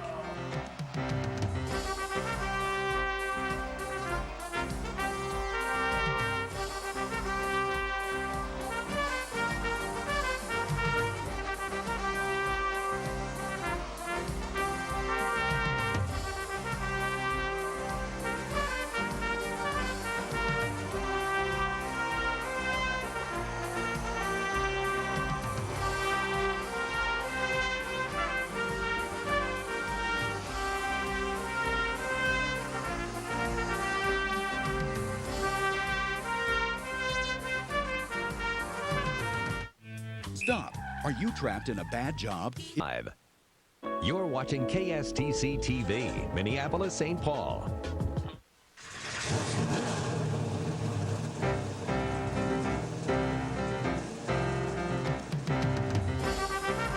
The Race Show with Rob Hahn is presented by Yamaha ATVs. The Race Show is also sponsored by Elko Speedway, Bumper to Bumper and Champion Auto Stores, Jack Daniels, Justice Brothers, and Kharkov Vodka. Now a man who gives modesty a whole new definition, your host, Rob Hahn. Here we are, Labor Day weekend, a weekend filled with racing and Notre Dame football. Hence the reason I'm wearing this stylish green blazer. You gotta love it, don't you? What do you mean, you don't? You better. I'll continue to wear it at least during segments of the race show in future weeks if Notre Dame wins this Saturday as they kick off their season against Pittsburgh. But on to better things. Well, not necessarily better, but equally good things since the show is allegedly about racing. By the way, welcome to the race show presented by Yamaha ATVs. I'm Rob Hahn, publisher of Minnesota's Racing Connection and proud to be a Notre Dame fan. So much racing to tell you about in the next 20 minutes. 3 days of racing, really 2 nights and 1 day. Saturday night, Sunday night, Monday afternoon at Elko Speedway, capped off by the $10,000 to win 300-lap super late model extravaganza. You know, with $10,000 on the line, maybe I should try my hat at and hop into a car. What do you think? You see a lot of late model drivers listening to this right now running scared. Scared not because I'd beat him, of course, but because I'd probably become a usual suspect. Some of the out-of-town drivers expected to be on hand this weekend include Steve Carlson, maybe Justin Dirks, perhaps Reed Sorensen, David Stremme, maybe Tim Schendel. They're all possibilities, some more likely than others, and there's even the possibility, at the time that we tape this intro, that the female phenomenon, otherwise known as Danica Patrick, might be on hand Labor Day to sign autographs. That doesn't sound good behind me. Danica Patrick, remember, if you see her on Monday at Elko Speedway, I'm not saying that it's going to happen. We'll certainly let you know through Minnesota's Racing Connection and the Friday column in the Star Tribune. But if it does happen, remember where you heard the scoop first, because we love scoops just as much as we love rumors. Now, without further ado, let's talk to some of the drivers who will be competing on all 3 days of this Labor Day weekend at Elko and see what their thoughts are headed into the weekend. Well, you know, our car is actually driving pretty good. Just circumstances seems to be getting us all the time. Almost sounds like a fire alarm drill in high school, doesn't it? That's Steve's whistle. I don't know if he thinks I'm sexy or what there. But you were saying that you will or could potentially have a strong car to compete and maybe even win some of those races. Well, you know, our car was good. I just checked the rear stagger right now because they threw a tire on, and the car was pretty terrible actually. But, you know, we had no tire split, but they didn't have a chance to measure any tires or anything. So anyhow, I just want to check out why the car was tight, so hopefully we can turn it around and get it back working good next week. So the car was bad, yet you were able to pass a lot of cars en route to 5th. It's called being a Norwegian, you know.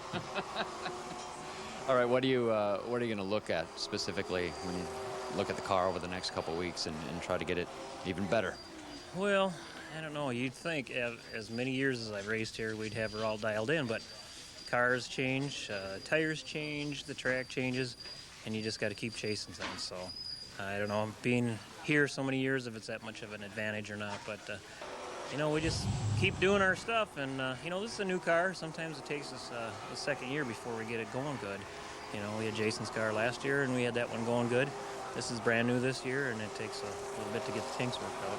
What about weather conditions? Do you find that this car is more favorable in cooler conditions or warmer conditions, or does it not make that big of a difference? Well, it makes a big difference, but you know, this car isn't any different than anybody else's cars.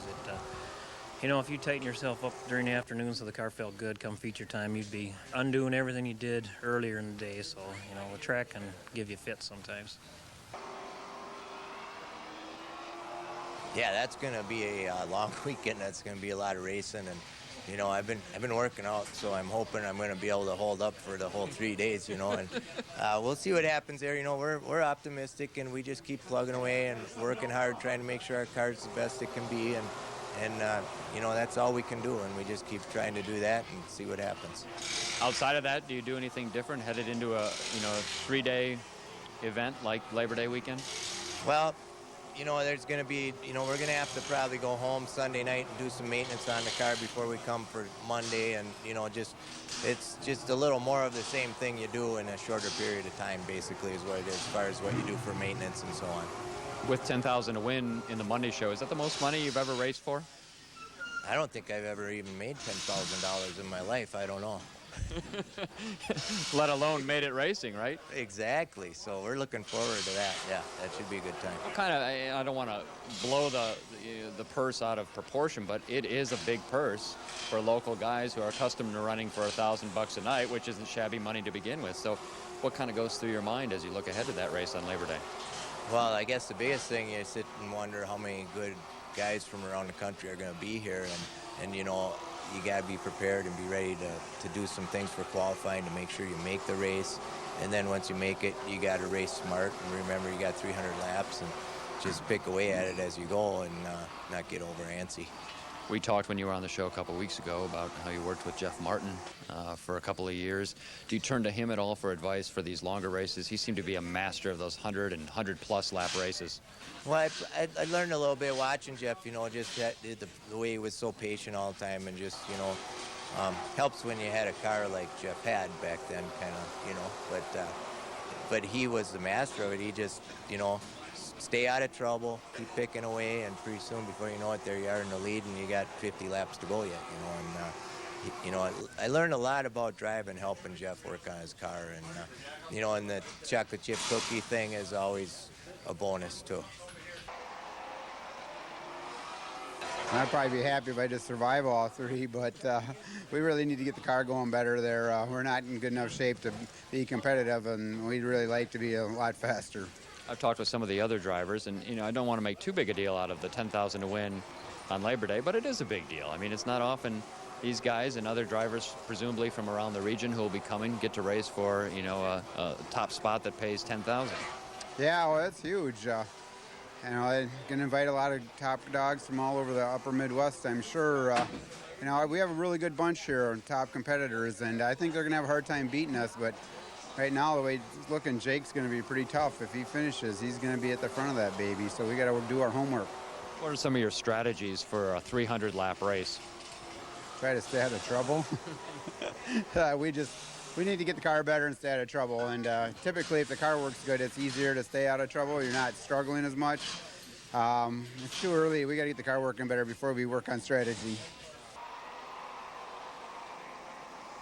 Basically, we have 2 cars that we're going to prepare for Elko and be out here testing and getting both of them pretty quick. I think we'll probably leave this one alone and, you know, just have backup cars. You know, if something happens on early in the weekend, then you have a backup plan, stuff like that. I mean, it's going to be exciting. I never ran 300 laps at Elko before, so. Probably haven't raced for 10,000 to win on any occasion either, have you? No, never, and it's high stakes. Everybody's coming.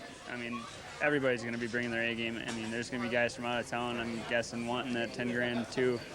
And we just got to keep our heads on straight. Don't let these wins get the best of us right now. Focus on the big picture. Looking ahead.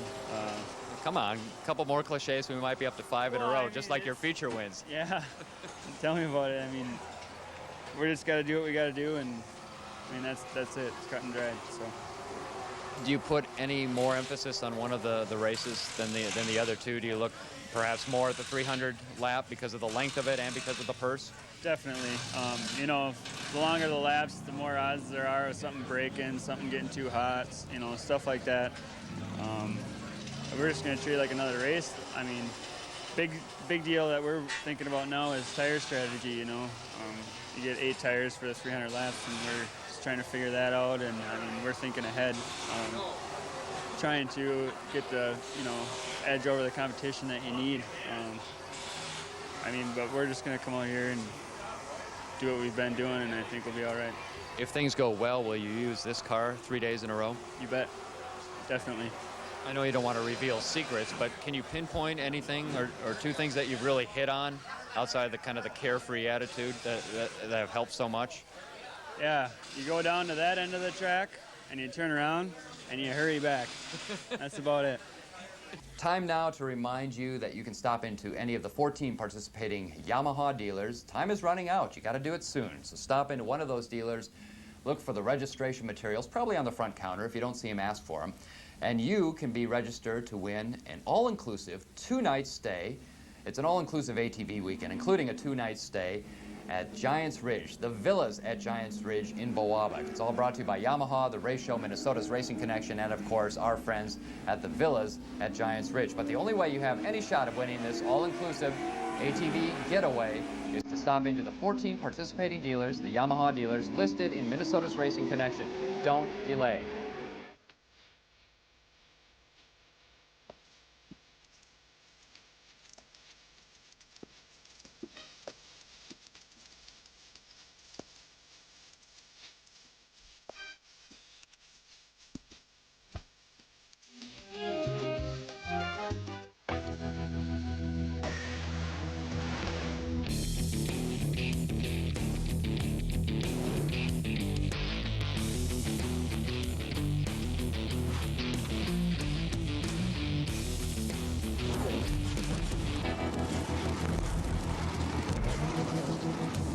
The new Kodiak 450 automatic 4x4 from Yamaha. See Cannon Falls Yamaha in Cannon Falls and the Hitching Post in St. Anthony.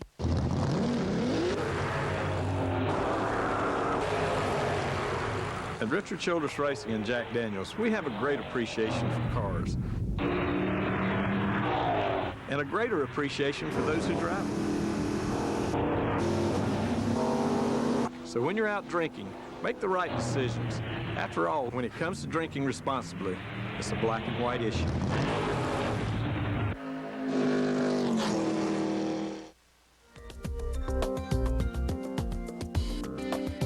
Encyclopedic Knowledge is sponsored by Elko Speedway. It's time now for us to go to Dan Plan, the encyclopedia, who catches up with Mars points leader, who will be here on Sunday to race at Elko Speedway. His name? I've only tried it to pronounce it correctly about 6 times and butchered it 7.5, if that tells you how well I'm pronouncing it. Jeff van Oudenhoven, or is it Oudenhoven, or something like this. Some Flemish, French-Canadian combination. Take it away, Dan. Jeff Van Oudenhoven is from Kimberly, Wisconsin, and racing at Elko at the Super Summer Series this year. Jeff, what do you hope to accomplish at Elko? Well, you know, every time we go somewhere, we like to win. I mean, that's the best thing in racing is winning, and we try not going there to run second. And we just come out of here with a good, good consistent run. We'll be pretty happy with that. And you're driving for Mike Butts. He's had some familiar faces in his car over the year. Who are some of the guys that have driven for Mike in the past? Matt Kenson, he started off, and then he moved to the Busch Series. And 1996 was his last year, and then they picked up Terry Baldry, Doug Mollick, and then Baldry came back, and then I sat in the seat for the last 3 years. What class did you drive before you drove super late models? I ran Sportsman back at Wisconsin International Raceway. We're a 2-time track champion in 93 and 94, and in 95 we stepped up to the super late models, and I ran with a different car owner, Rick Marks, until 2001, and then we got set up another car owner. We ran Madison, Wisconsin, the big half mile in Madison, and then I got hooked up with Mike Butts in 2003 and had success since then. And you got a Minnesota teammate this year. How did that come about? You know, Andy is up and coming, just turned 16, got his driver's license 3 weeks ago, and Mike felt that, you know, Andy's a good shoe, and he's starting to be, you know, a really good driver and has a lot of bright future ahead of him. And they came to us and asked for some help and tried to advise them on, you know, what to do and what not to do more at the other tracks. And I come here and he tells me what to do. So it's been a good learning curve for both of us. And how long does it take to get to Elko from Kimberly, Wisconsin? It's about 5 hours. It's not too bad. We got the pretty big truck that's supplied by Long Haul Trucking, and it's a good ride. Okay. Well, good luck, and we hope to see you back at Elko again. Thank you. Hopefully we can put it in victory lane and have a good time on the way home, too. Thank you.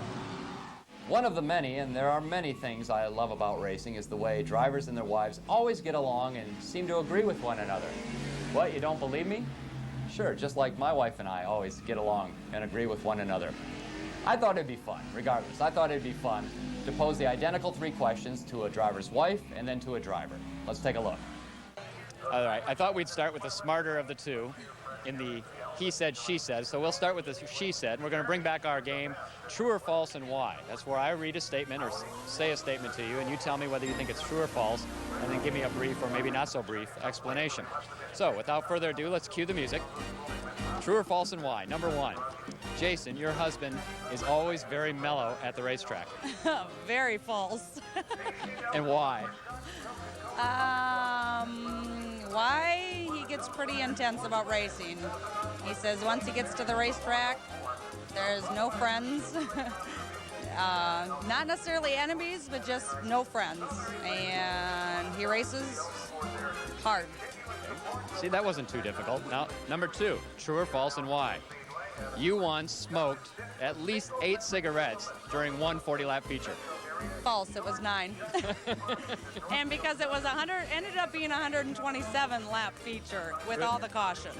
And I was very nervous because Jason was up front and running strong, and it made me very nervous. How'd he end up finishing? I don't even remember. Near the front at least? Yeah, somewhere in the front. All right. Last but not least, number 3, true or false and why. Jason sometimes lacks in self-confidence. Yes, true. Really? Yes. Why? When the car doesn't perform, he comes up to the conclusion that it's him, not the car.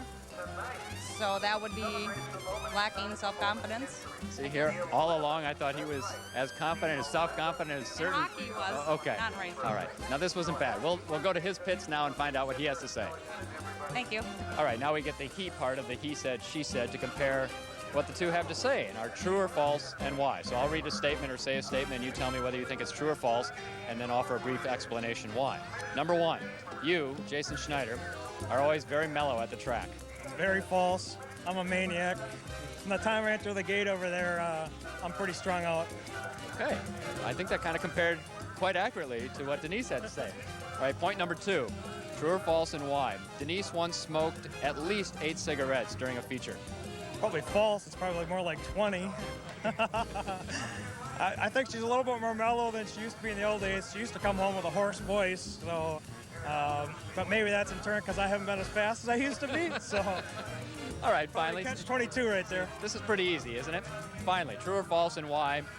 You never lack for self-confidence at the track. I say false. I lack self-confidence. This year I've been lacking, but tonight I got the Jeremy Mayfield walk with your chest out feeling. The car was pretty good in the heat race, so I'm kind of excited for the feature. Cool. Encyclopedic Knowledge has been presented by Elko Speedway, featuring the NASCAR Dodge Weekly Series every Saturday night. So another boring Saturday night? Get to the all-new Elko Speedway for a night of supercharged family fun. The Elko Speedway, redesigned with new grandstands, better seating, and 5 big-screen TVs capturing all the big races. Every Saturday, it's the NASCAR Dodge Weekly Series. 4 high-powered classes of racing thrills. For more information, click on ElkoSpeedway.com. This Saturday, get to the all-new Elko Speedway, 30 minutes south of Minneapolis, 1 mile west of I-35 on County Road 2, Elko. Saturday night will never be the same.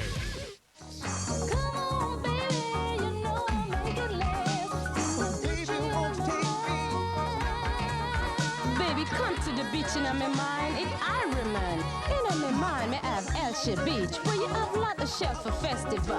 Oh, here come Dunn's River Fall, where all the tourists have a ball. Then we have Milk River Bad, where we dance, bit, forget well. Hey man, you can't miss the beach in my mind, them full of fun and pretty sunshine. This week's Lapper feature is sponsored by Justice Brothers. Get your car running better with JB products. We're back on the race show. Time for our Lapper segment. Bet you didn't know you were going to be our Lapper this week, huh? No, it's hard finding you though. I was looking down in the basement. Oh, sorry. All the way to the top here. Haven't been here since the basement. We're moving on up. You know, who was it in the 70s sitcom? Was it the Jeffersons? Help me out. Yeah, Jeffersons. They were moving on up to the east side. We're moving on up to the suites because we are sweet. And if you don't believe us, we'll tell you, right? Conrad Jorgensen, super late model driver at Elko Speedway, coming off a couple good weeks of racing. We tape this and you still have one race in between the time we tape this and the time the show airs, so we're going to be presumptuous and somewhat prescient and hope that you do very well. Well, we're hoping for a good run tomorrow night, so. Yeah. Let's talk about, the big Labor Day weekend coming up. 3 nights of racing. Well, 2 nights and 1 afternoon. What goes into your planning as you get ready for 3 days of racing? Basically, we put a new motor in, which we're going to test tomorrow. And for the big 3-day weekend, you get the car ready for Saturday and Sunday. And then Sunday night, basically go home and rebuild the entire car for 300 laps on Monday. It's kind of a change, I think, from your normal Sunday night routine, isn't it? Well, fortunately, I have a crew chief that's really good on the car. All my crew guys are great. Tom Cole is the crew chief, and he does all the work. I don't even work on the car during the week. I show up and race. So. I could just see you crack a cold one. All right, guys, you're doing a good job. Another one. You're doing a good job. Well, I'll be here watching Boogie Rob Wonderland, Bob. right? Yeah. Oh, you think Rob Bob's gonna Aren't make you a... gonna? Yeah, I think. Well, you never know. Super secret guest appearance with Boogie Wonderland. There you go. Watch their stock drop like that real quickly. A couple weeks ago, you had a 2nd place finish at Elko Speedway, one of your strongest. In fact, I think it's your best finish of the year. It's my best finish ever in a late model here, so I'm pretty happy What with was the that. 2nd best? I think a 3rd place finish? Yep, I you got have that? 3rd place right at the beginning of the season or something like that. This year? Yeah, this year. Okay, but there was also, I think, one year when you first raced late models, when you raced the usual suspects page quite often. When I would have been in the Lapper segment regularly. Oh, yeah, without question. But there was a night where you, tell me if I'm right here, you, Paul Neitschus, and Dave Knopf. Yeah. And I think you almost went 3 wide, or 2 of you went 3 wide with a lap card coming into turn 1. Great night of racing. Yeah. But did you finish 3rd that night? 3rd, yeah. Okay. I was in the lead, finished 3rd on the last lap. I don't Thanks for remember bringing who that won up. it. Neitschus, I think, Neitschus, right? yeah. A great race. We digress. Of course, we have no video to show, so everyone's got to kind of imagine it, or maybe we'll draw our stick figures again. It's pretty vivid in my mind. But yeah. What are you enjoying most about coming back to the super late model class? The competition. I mean, at Elko, we've struggled a little bit. We built a brand new car this year. I talked about that before. And we're getting it dialed in, and things are working really good right now. We've had, pretty strong runs the last couple of weeks. So how do you get ready for a 300-lap race, longer than many races that you've raced in the past? That's a good question. I'm not sure. It is my job to ask good questions. Make sure we have, I suppose, water. We'll have water in the car, which we usually don't for 50 laps. I don't know what else. Just maybe not drink so much beer on Sunday night. Nah, that ain't gonna happen. You wouldn't want to interrupt a normal routine. Don't you routine. love the sound of these hornets? Yeah, they're great. It sounds like racing lawnmowers going around the yard. Now, where was I? I've lost whatever train of thought I might have had. We were talking about your pre-race preparations. Yeah. Do you like the fact, I think that it's set up where they're going to break after each 100 lap? Yep, that'll be good. So it's really, 300 lap races for the driver. Hopefully our car will be good for the first couple hundred, and then we'll be good on the last 100 too. I like that positive thinking because in the course of this discussion, there's been no mention of the B feature. No, for those who can't make the show or don't qualify for the show. And you're not going to be one of them. You're going to be in the main show. We're going to make the show. I'm really hoping we'll make it off qualifying so you don't got to run the duct tape race. That's a tough one, because everybody's after that transfer spot. I don't want to be one of them, but makes for exciting racing from a fan standpoint. It does. It's a great race to watch as a driver too. I would love to see Carlson and Lemke battling for a win in one of the features Saturday night or Sunday night. I agree with you. I'd like to see them battling for transfer spot in the duct tape race. It'd be interesting to see who would make it through there. What was their last incident here? I think it was a NASCAR Touring Series race when Lemke had been leading and all of a sudden Carlson got behind him. Boom! Lemke's sliding up near the wall. Yeah, something like that. Something like that. I digress. It's been good to have you on the show. Thanks, Rob. Conrad Jorgensen with us. We're back right after these. The question of the week is brought to you by O'Reilly Bumper to Bumper Auto Parts and Champion Auto Stores.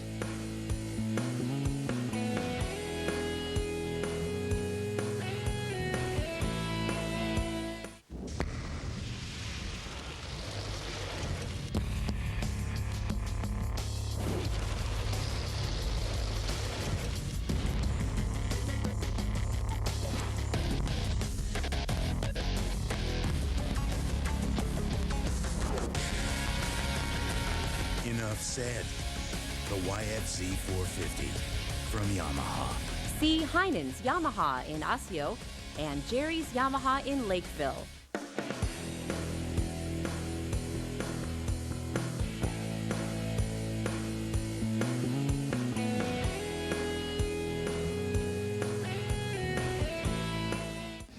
One driver who probably won't be here on Labor Day to defend his title is Mike Garvey. He won the previous 2 Labor Day races at Elko Speedway. He decided to move up to Nextel Cup this year. No big deal, right? He's raced 7 races. I say that somewhat sarcastically. He's done fairly well. Heck, he's qualified for 7 races. His average starting spot is 35th, give or take a spot. His average finishing spot is 36.8, and his ranking is 45. Not too good, you say? Well, his winnings so far are nearly $450,000 in just 7 races. Not too shabby. Since he won, and it's always nice to see when a guy comes through Elko and then moves on to a higher division, especially Nextel Cup for that matter. Since he won the last 2 years on Labor Day at Elko Speedway, I thought we'd take just a couple of minutes to flash back to our interview with Mike 2 years ago in the Race Shack. Well, let's start right away with Mike Garvey, the winner of last Monday's Labor Day's Governor's Cup 400 at Elko Speedway. Congratulations. It was quite a run. Thank you, Rob. It was awesome. I mean, we had a great race car, great pit crew. The guys did a great job on it. We made some adjustments all race long. We really didn't start out very good. And the longer we ran, the Jana King Monte Carlo got better and better. And with about 150 to go, we thought we had a good shot at it. And things just worked our way. I was able to plug through the field and get the win. Labor Day's been pretty good to you. Man, I love it. I'll tell you, the last few years, yeah. I think our worst run we've had on Labor Day was last year, and we were actually leading that race and had electrical trouble. So I think we finished in the top 3, I think, just about every year. I mean, you obviously raced with House of LeFevre for a number of years and lived here in the Lakeville area. And I think a lot of fans consider you still, even though you moved away to Georgia. Yeah, back to Atlanta. Still one of our own, if you will. And you can see it in the crowd and their reaction today over those final few laps and then after you took the checkers. It's got to be pretty gratifying for you to see that reaction from the crowd here at Elko. Oh man, I tell you, you just saying that gives me goosebumps because this is still home to me. I have a lot of friends here. I had a lot of great times. A lot of our people on our team are still from the area. So another boring Saturday night? Get to the all-new Elko Speedway for a night of supercharged family fun. The Elko Speedway, redesigned with new grandstands, better seating, and 5 big-screen TVs capturing all the big races. Every Saturday, it's the NASCAR Dodge Weekly Series. 4 high-powered classes of racing thrills. For more information, click on elkospeedway.com. This Saturday, get to the all-new Elko Speedway, 30 minutes south of Minneapolis, 1 mile west of I-35 on County Road 2, Elko. Saturday night will never be the same. That's it, folks. Our Labor Day weekend extravaganza on the race show, only to be followed and probably topped by 3 days, or at least 2 nights and 1 day of racing at Elko Speedway. Saturday night, Sunday night, and of course Monday afternoon with that big $10,000 to win 300-lap race at Elko. Look out, super late model drivers. I may be hopping in a car before you know it. My thanks to Robin Harris. She's behind the camera. The Big O's back in the studio. Gotta love my green jacket, don't you? You better say you do. I'm going to wear it again, at least during part of the show next week, if Notre Dame prevails and beats Pittsburgh Saturday night. So look out and go Irish.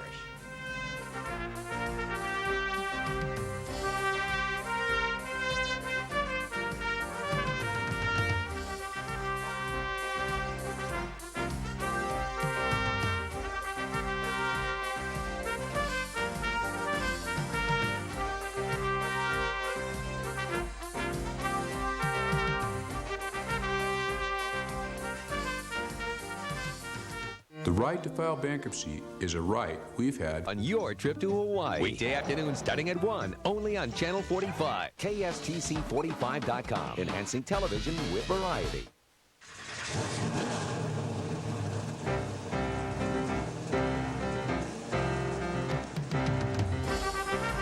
The Race Show with Rob Hahn is presented by Yamaha ATVs. The Race Show is also sponsored by Elko Speedway, Bumper to Bumper and Champion Auto Stores, Jack Daniels, Justice Brothers, and Kharkov Vodka. Now a man who gives modesty a whole new definition, your host, Rob Hahn. I've got one thing to say to start today's show. 42-21, baby. That's right. Yes, sir. And ma'am. Go Irish. Notre Dame beating Pittsburgh last Saturday in the Charlie Weiss era kickoff. 42-21. They're taking on Michigan this Saturday. We'll talk more about football later on this show as I don my green jacket. It's not just for the Masters anymore. By the way, welcome to the Race Show presented by Yamaha ATVs. I'm Rob Hahn, publisher of Minnesota's Racing Connection. And since this is a show not just about me, but allegedly about racing, we will talk a whole bunch about last weekend, the Labor Day extravaganza at Elko Speedway. In a little bit, we'll be joined by U.S. Congressman from the 2nd District, John Klein. Christy Love, the lead singer from Boogie Wonderland, will stop by, not to talk with us, but to talk with one of the drivers / pit crew members here at Elko Speedway.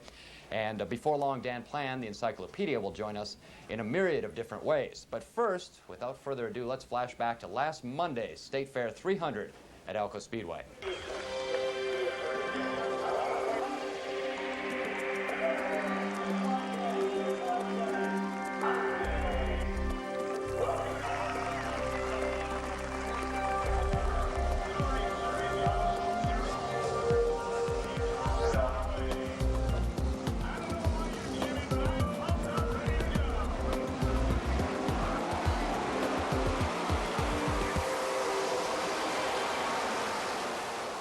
We're back in the Race Show studio, high atop the main grandstand at Elko Speedway. As we tape this, it's Labor Day. We're in between segments 1 and 2 of the State Fair 300.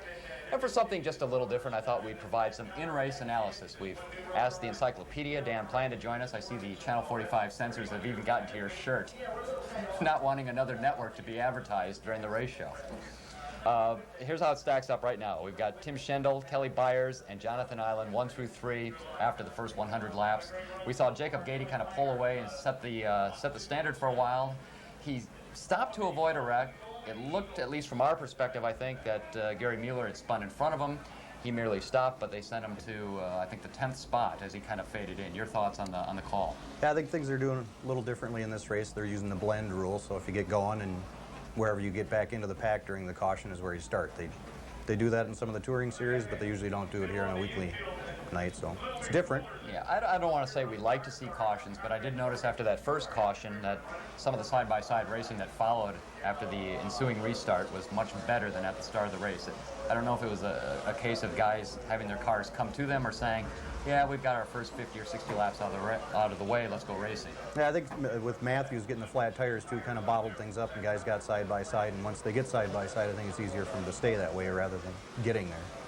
I'm a little surprised by Jake Ryan's performance so far. I'm not saying it's bad, but he's certainly not up there. You know, as we look back on he's 10th right now as we speak, so you know, not horrible by any means, but with the way he's been so dominant in certain races and over the last month here at Elko, I'm a little surprised, but they have gone to a different car.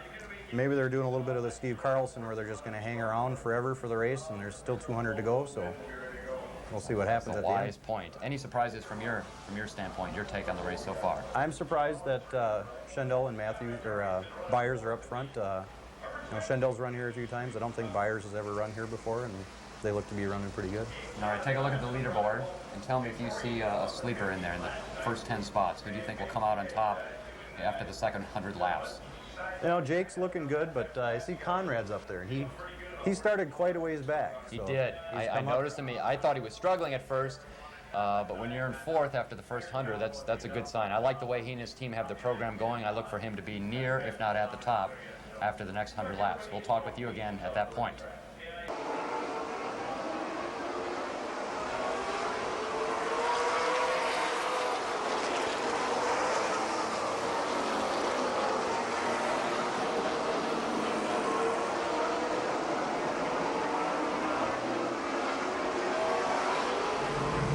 200 of 300 laps are now complete in the State Fair 300. We're back in the race show studio. Rob Hahn with Dan Plan, the Encyclopedia, breaking down the race for you almost lap by lap. 82, 72, 21, 25, 66. What does that mean? That's the running order after 200 laps. Conrad Jorgensen, Jacob Gady, Tim Schendel, Todd Hansen, and Steve Carlson, the wily veteran. What do you make of it so far? I think it should be a good race. I'm surprised to see Carlson didn't look that good at the beginning of the race, and he's moved back up. I think as long as he doesn't back into Lemke, he should be okay. We've seen some antics between the two of those in the past here at Elko Speedway, and I wouldn't be surprised if Lemke could catch him if we would see a little bumping and bumping, but I'm not sure that he's got the car to catch him today. He's been struggling, you know, most other than the early part of the year. John's been having some troubles, but he's looking like a lot different car today. Two guys who were doing very well early on, in fact, even midway through the race, Donnie Reavers and Steve Anderson. Reavers finally answered the question, could these motors hold up through the whole weekend? You said you saw him smoking as early as Saturday night. Yeah, actually, my dad mentioned that to me. He said he saw some smoke coming out when he was letting off the gas on Saturday, and I'm assuming that's what happened. I didn't see it, but I see the streak of oil. And we're looking at the cars right now. Bad wreck for both of them. Both drivers not banged up, at least to our knowledge. They were able to walk away from the crash. Now let's talk tires. Each team was allowed to buy 8 tires for this race. A lot of tire strategy going on right now. We have Corey Butler Jr. to your right, kind of monitoring the top 5 to see who's taking 2, who's taking 4, who may have used all their 8 already. What do you think the strategy will be? If you got 4 tires, you're going to need them for the last 100 laps. I think, you know, if anybody put them on, they're going to be at a big disadvantage for the last 100 laps if they don't have new tires. What is the possibility, as we talk about tire strategy, that a team could strap on 4 new ones and they just aren't the right tires? Is that feasible? I think that could play in here. I mean, it's no different than Cup race, and the tires have to match, and the driver's got to be comfortable with it. Hey, Butler, how are we doing with our numbers? We're waiting. I'm very impressed with Conrad Jorgensen, maybe even just as, if not more impressed with Jacob Gady's ability after being put toward the middle to the rear of the field after an early caution to get back to second spot. It's been a good run for both of them. It's, you know, I was surprised to see Jacob work his way back up there and not get frustrated after having to blend in and still work his way back up. I've got nothing against Schendel or Carlson, but I'm a homer when you get down to it, and I would love to see one of our local guys take the checkers 100 laps from now. It would be nice.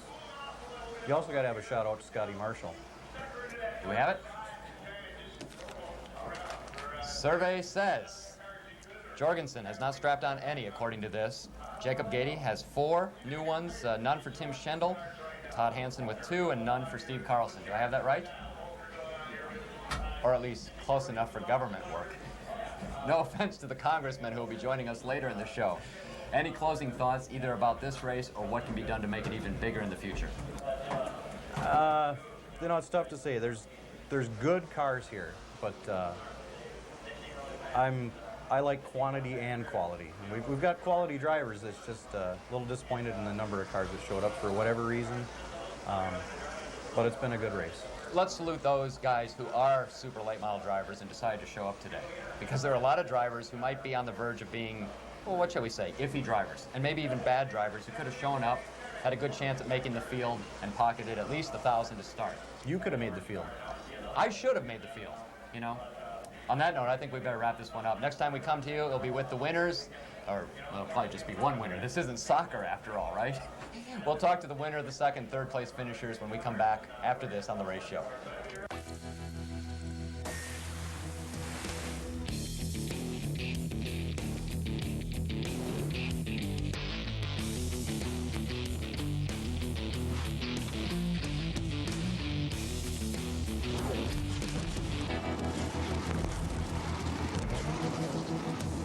The new Kodiak 450 automatic 4x4 from Yamaha. See Larson Cycle in Cambridge and the Hitching Post in South St. Paul.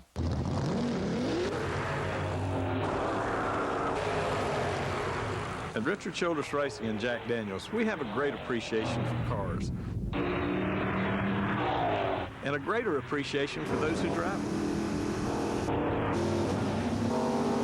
So when you're out drinking, make the right decisions. After all, when it comes to drinking responsibly, it's a black and white issue.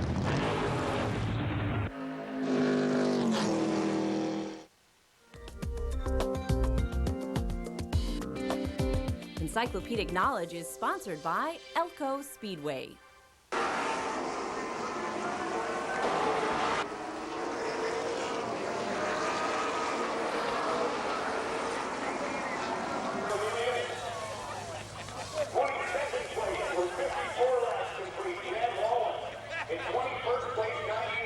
Wow, where do we start? What was going through your mind over the final few laps?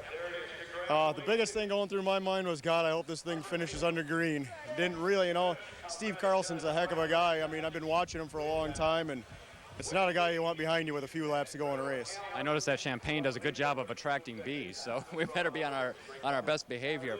You did have the caution midway through the final segment of the race, what, about 250 somewhere in there, and that bunched up the field. Did that concern you a lot, that Steve was that much closer to you?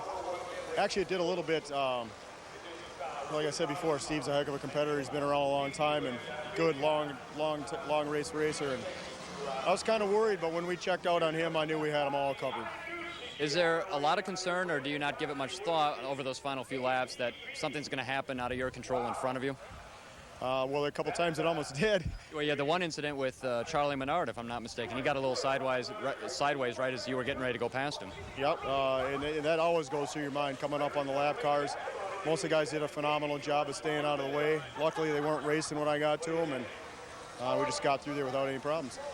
What sort of strategy, particularly tire strategy, did you employ during the two breaks? Well, we put on 4 new ones to start with, and then we ran out 200 laps, and then we put 4 new ones on for the end, and it really worked out good. So in other words, you didn't change any during the first break, is that right?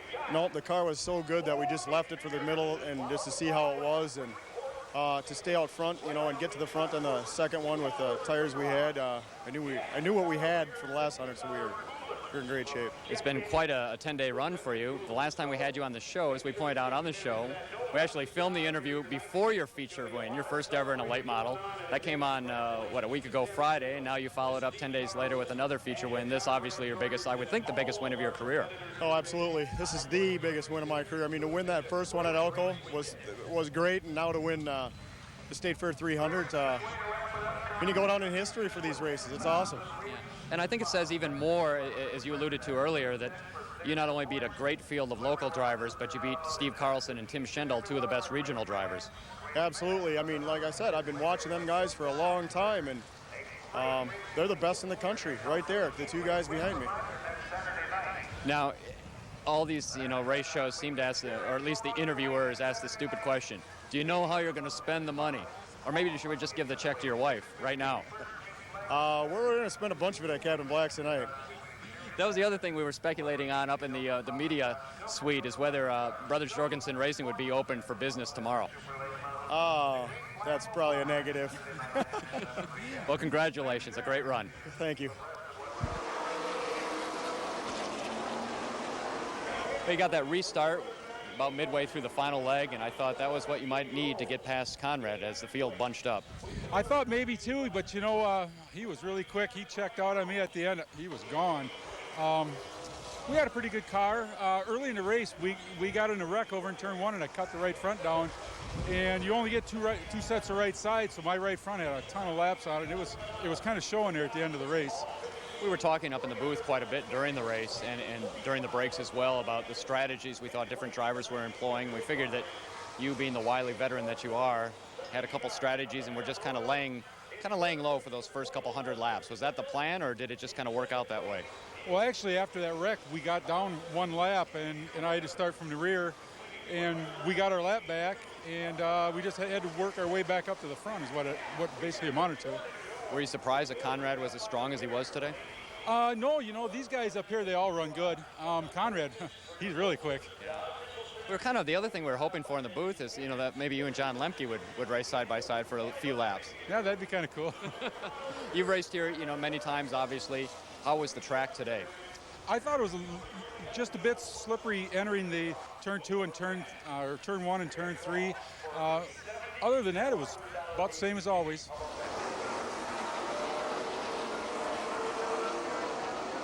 It was a heck of a race. You know, the local guys that race here every week had a little advantage. I think they get to run a 4-barrel opposed to our 2-barrel that our super late models with an Ace motor have. Just different rules for different motor combinations.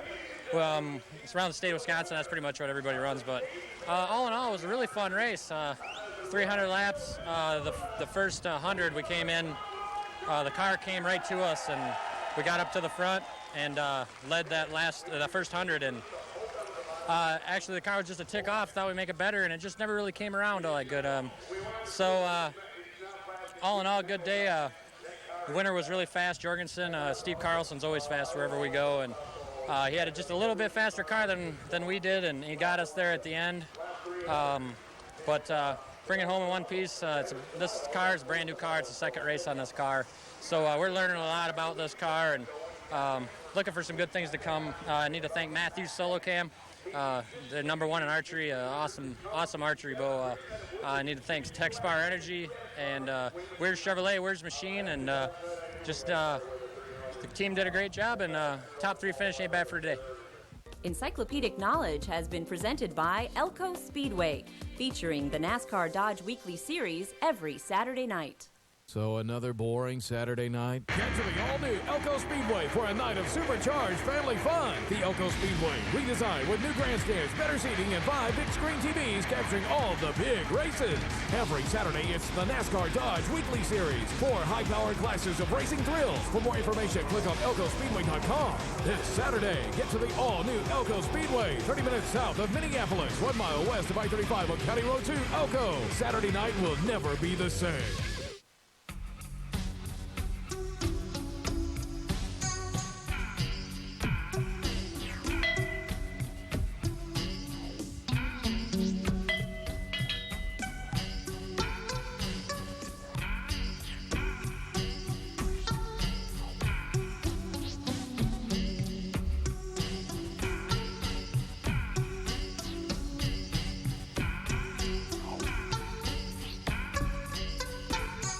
This week's Lapper feature is sponsored by Justice Brothers. Get your car running better with JB products. As we mentioned before, she's not just the lead singer of the band Boogie Wonderland anymore. She is now a bona fide correspondent for the race show. Please welcome Christy Love. So Danny, how are you doing? How are you feeling today? Great. Looking forward to a good day of racing, and had a pretty good night at the Boogie Wonderland last night, so things are going good. Are you going to do some racing today? Well, I'm actually just going to crew chief for Jake Ryan, my buddy, today. Wanted to be racing, but didn't get my car done in time, so just... that happens to me a lot. Yeah, you know, the older I get, the more I think I can do, and the less I can actually get done, so... So tell me what you're doing when you're not racing. What kind of stuff do you do? Well, I got 3 great kids, and a wife that likes to put up with me for some reason. So if it's not racing, it's family time. That's the only thing I do, those two things. It's great. Are your kids into other things? Are they into racing? Do they like to come watch you? Oh yeah, they're big into racing. They go to most of my races, and then they come to the shop and play football with the guys and stuff. So. Are you a little afraid of them maybe racing someday, or not so much? Well, I don't want to have to pay for them racing, that's for sure. I don't know. Like, everybody keeps asking me why I keep having all these kids, but I'm just trying to raise my own pit crew. That's brilliant. Yeah. It's a lot cheaper that way. That's what I'm thinking. It is, and then they can run around and race all they need to, because you've got everything you need. I think it's brilliant. I tell my wife we need 6 more to make it like a full deal, but she says not in this lifetime. Yeah, that's kind of a tough one to talk women into. I don't know if you're gonna have any luck with that one. So you're not racing today, but have you had a pretty good year? Yeah, I've only raced a handful of times, but been really competitive every time we've done it. And tried to go to some bigger races and stuff, and I have some big races coming up here that'll be the majority of my season. And I'm having a good time helping out the Ryan team and stuff like that. So, I mean, not exactly the year I wanted, but sometimes you gotta explore other things. I'm having a great time. That's great. So now, when you're racing for the rest of the year, you won't be racing here in Minnesota. It gets a little cold here for you, right?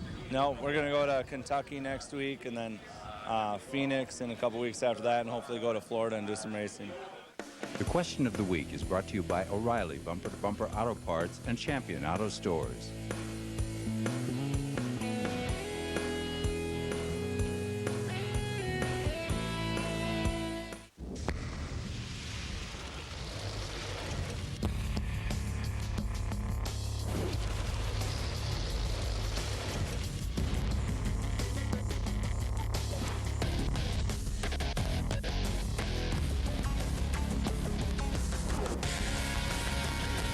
Enough said. The YFZ 450 from Yamaha. See RJ Sport and Cycle in Duluth and the Hitching Post in Hopkins. Don Pardo, if you'll take it away. What do you mean? Don Pardo's not here? All right. Rob Hahn, if you'll take it away. What could these lucky viewers win if they go to their favorite Yamaha participating dealer? They could register to win, yes, just by going to one of these participating dealers, the dealers that sponsor the race show on a regular basis.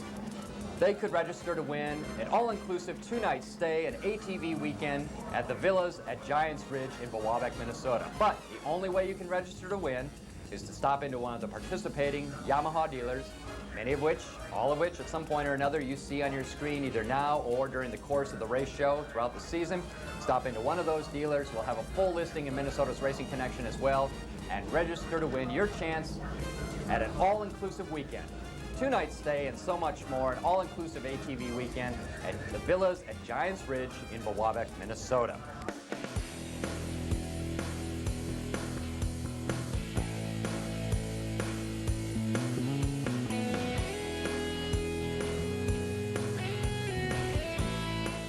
We're back in the race show studio, high atop the main grandstand at Elko Speedway. I'm Rob Hahn. It's like deja vu all over again. Just last year at this time, we were talking to 2nd District Congressman John Klein, and he's nice enough to join us again. Good to see you at Elko. It's great to be back here. You've had this affinity for race fans. You, in fact, I think were the first politician in the state of Minnesota to actively seek the votes of NASCAR fans, and judging by your election and then the subsequent re-election, it's gone pretty well. I'll seek them again, that's right. Yeah.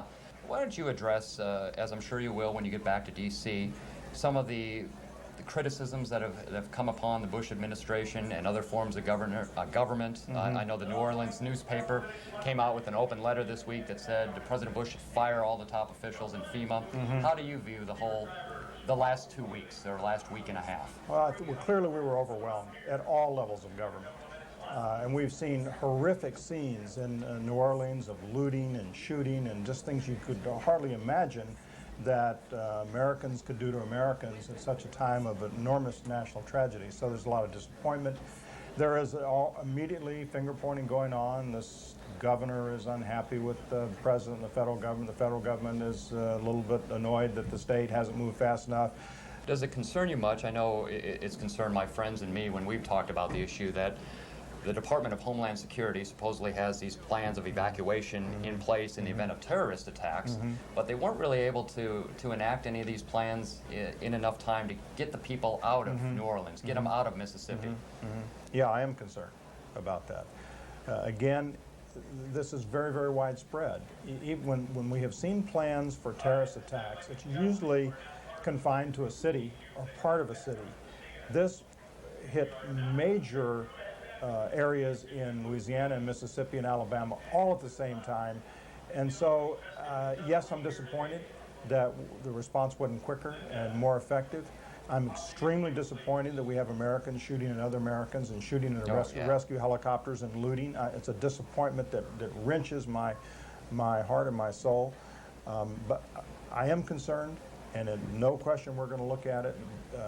FEMA and the Federal Emergency Management Agency and the Department of Homeland Security are going to dig into themselves, and of course we in Congress will be holding hearings and looking at it as well. We will touch just a little on racing in a couple seconds. Yes, because the show is allegedly about racing, but we have you in our studio. I got to take advantage of your experience and your knowledge. The other big news coming out of D.C. with the passing of Chief Justice Rehnquist is the president's decision now, as he announced today, as we tape this on Labor Day, that he will nominate John Roberts not only to be a justice, but the Chief Justice. I think that was a very good move, given all the whole scenery and the lay of the land. I do too. The confirmation process, we know, is a very partisan and tough fight.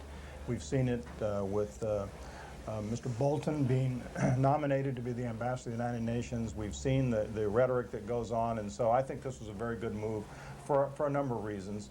What the reports that I'm seeing says that he's a very, very good man. He's a good jurist. He's going to do a good job. He's young. The president has a great deal of confidence in him, so I think it's a good choice. And he seems pretty moderate, to the point where he might even be able to not swing, but from time to time be a swing vote, and as a leader have even more influence in that respect. So I think the Democrats should recognize that possibility. Well, clearly he has the support of Democrats. We've seen that as this confirmation process unfolds, which, as you know, requires background investigations and so forth. So we've seen that developing, and I think it's a good choice. Real quickly, because I know they want you down the track, let's talk racing. Yes. What do you enjoy most? You've come out here for a number of Labor Day events, and you always have a smile on your face, and it's not just politics. I think it's a legitimate enjoyment of being around race fans and seeing the races. Well, it is a huge, huge sport, and it's a family sport. If you look out here at the fans, all generations are here. They're all having fun. It's something that they can do and they can get into. So I think it's good. It's a good family activity. It's certainly exciting. It's thrilling. The roar of the engines and the speed. It's an exciting sport. Richard Petty and some of the NASCAR folks came up to Washington in the last Congress to talk about NASCAR.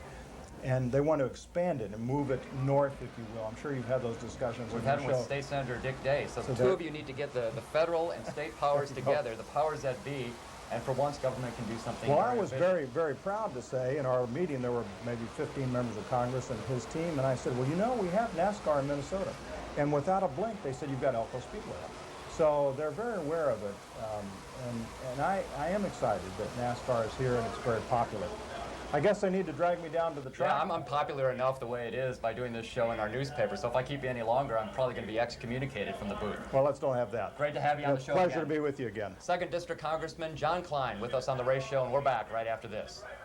So another boring Saturday night? Get to the all-new Elko Speedway for a night of supercharged family fun. The Elko Speedway, redesigned with new grandstands, better seating, and 5 big-screen TVs capturing all the big races.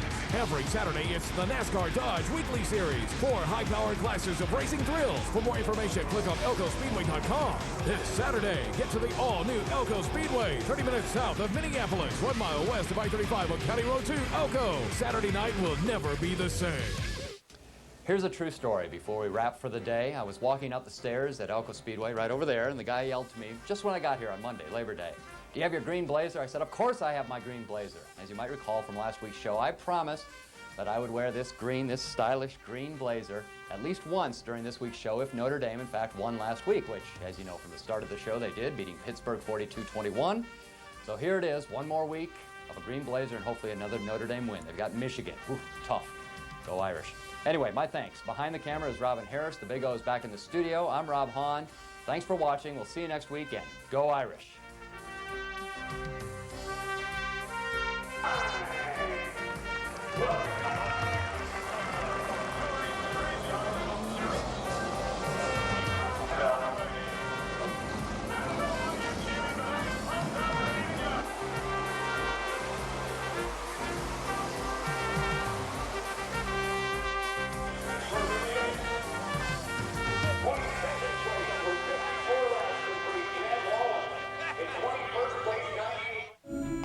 Frustrated with high-priced... Maximum exposure. Saturdays at 3 and 9 on 45. You're watching KSTC TV, Minneapolis, St. Paul.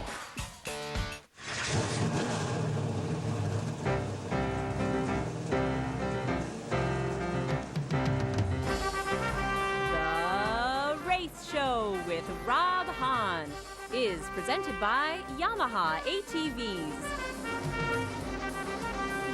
The Race Show is also sponsored by Elko Speedway, Bumper to Bumper and Champion Auto Stores, Jack Daniels, Justice Brothers, and Kharkov Vodka. Now a man who gives modesty a whole new definition, your host, Rob Hahn. And here we are, back for another episode of The Race Show, presented by Yamaha ATVs. I'm Rob Hahn, publisher of Minnesota's Racing Connection. And before we go any further, check this out. It's back. My green blazer, not just for the Masters anymore. I promised a couple weeks ago when Notre Dame opened its season against Pittsburgh that I would continue to wear this green blazer, this stylish, GQ-looking green blazer, during part, if not the entire episode of The Race Show in weeks that followed a Notre Dame victory. Lo and behold, despite what naysayers said, they beat Michigan at the Big House last Saturday, 17-10, and they'll take on Michigan State this Saturday at home. Go Irish. Now, since this show, in addition to being first and foremost all about me, the old Rob, it is also allegedly about racing. So because of that, we'll talk with Brent Kane, Thundercar driver at Elko Speedway. Justin Neisches, who's battling for Rookie of the Year honors in the Sportsman division, he'll stop by in our studio. And Dan Plan, the encyclopedia, he's always part of the episode. We will also, time permitting, take a quick look back at some of the highlights from the race show from the 2005 season. This is our second to last race show of the season, so we have many highlights, as you can well imagine. Trust me, they are highlights, not lowlights. Now, without further ado, let's flash back to last Saturday. Feature action at Elko Speedway. And to give us the honors of commentary, here's Howard Carcel. Speaking of sports, I'm Howard Carcel. Green flags and spam. I am Howard, I am. Feature action last weekend at Elko Speedway. The green flag flies for the power stocks. Leading the race, the big story is points leader, Jeff Partington. He should not bump during the race. He should not try to take Scott King's place. Black flag for Partington, and spam goes to Adam Simon. Thundercar action. The green flag flies after a caution. Watch out for Brent Kane, the 99. He drives around Cooley in the 28, and now he thinks he is great. Kane takes the spam. Halftime. I am Howard, I am. Notre Dame should beat Michigan State. 3-0 would surely be great. The green flag flies for the Sportsman feature. Watch the number 14 of Doug Brown. He does not like second place. He makes the pass and goes on to win the race. Spam for Brown. On to the super late models. Green flag flies. Midway through the race, Jake Ryan is knocking on the door. He does not like to be boxed in. He wants to make a pass and win. He just might make it 3 wide. He does, then pulls away for an easy ride. Spam for Ryan. I do like green flags and spam. Thank you, Howard, I am. Speaking of sports, I'm Howard Carcel. Tracy Johnson is in her first year in a Hornet car, and she joins us now on the race show. What's it like driving the Hornet? It's amazing. It's absolutely amazing. There's nothing else that can explain it. You drive a car like you've never driven a car before, ever. I mean, you take it to its limits every single night, every single race, and the adrenaline is just incredible. It's really awesome. What made you want to get into racing?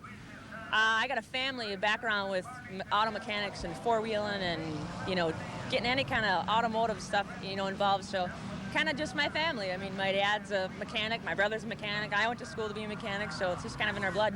Oh, so you can fix my car when I need help, huh? Yes, I can. I can race it too. Well, I don't know if I'm going to let you race it, but when you were thinking about getting into racing, did you decide with ease that it was going to be the Hornet division, or did you weigh some other divisions as possibilities? Well, the Hornet division is your basic start out. It's your low entry-level cars. They're street cars that are perfectly stock. You don't got to spend millions or thousands of dollars to get one going. All you do is you just buy a stock 4-cylinder car, you take the windows out, put some seatbelts in it, and you go. So, what's the biggest challenge, or what has been the biggest challenge so far this season? Biggest challenge? I don't know. I guess it's not a challenge to race against the guys, so that's not a challenge. But just getting the car ready. I mean, just building the car, building a strong car, so I'm confident with the car, so I can just race my race.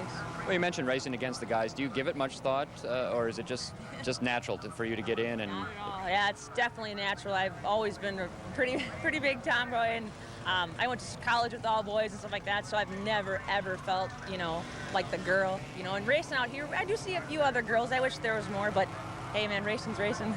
What do you think of what Danica Patrick's done in IRL? Do you think she's going to help the overall state of racing by succeeding as a female? Oh, for sure. I mean, you get little girls that are out there, watching races, and they don't really look at the guys like they would look at a girl. I mean, they can really relate to her, and yeah, she's awesome. She's great. I mean, I wish her the best of luck, and for sure give us a good name.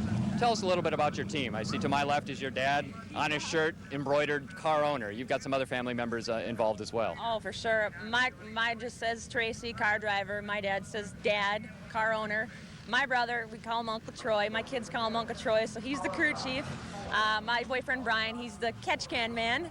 My brother's fiance, Katie, she's our cheerleader, so it's family sport. I mean, all of our family members are into it. My mom comes out to watch. I mean, we have extended family that come out to watch, and it's great. I mean, my son loves it. I mean, it's awesome. What are some of your plans beyond this season?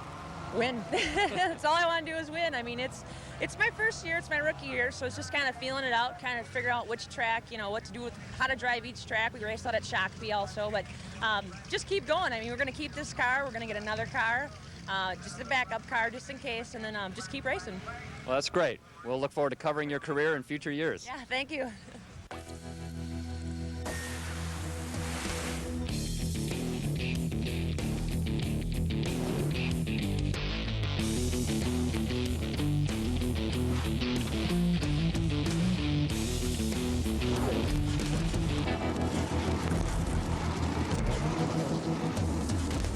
Kodiak 450 automatic 4x4 from Yamaha. See St. Bonnie Motorsports in St. Bonifacius and J&J Power Sports in Faribault.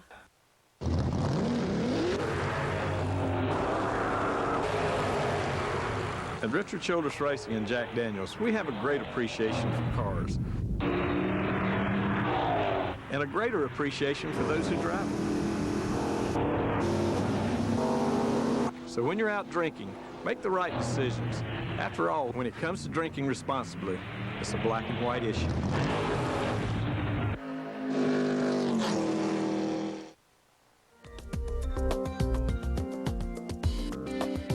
Encyclopedic Knowledge is sponsored by Elko Speedway. It is time now for us to throw it to the Encyclopedia Dan Plan. Rob Hazelton's in his first year running Sportsman at Elko. How's the year going so far, Rob? Not bad. Finishing in the top 10 usually, top 10 in points. Like to get some top 5s, but we'll get there eventually. Inexperienced driver and experienced crew, so. You mentioned this is your first year racing. How did you get involved in the sport of racing? Steve Anderson, I've known him for a long time. He races super late models out here, and I don't know, I went down to lacrosse with him a couple years, helped him out, and I don't know, I kind of fell in love with it. And where'd the car come from? Did you build it new, or did it belong to somebody else before? That's a Gens Ryan car. Bought it from Jake Ryan. Knew it was going to be fast, I just got to learn how to drive it. What's been the biggest challenge so far stepping into a car like this? Well, there's good drivers out here, and I'm inexperienced, and it's hard getting the car set up for what I want it to do, and I guess that's the biggest part. Who are some of the guys on the crew that are helping you out?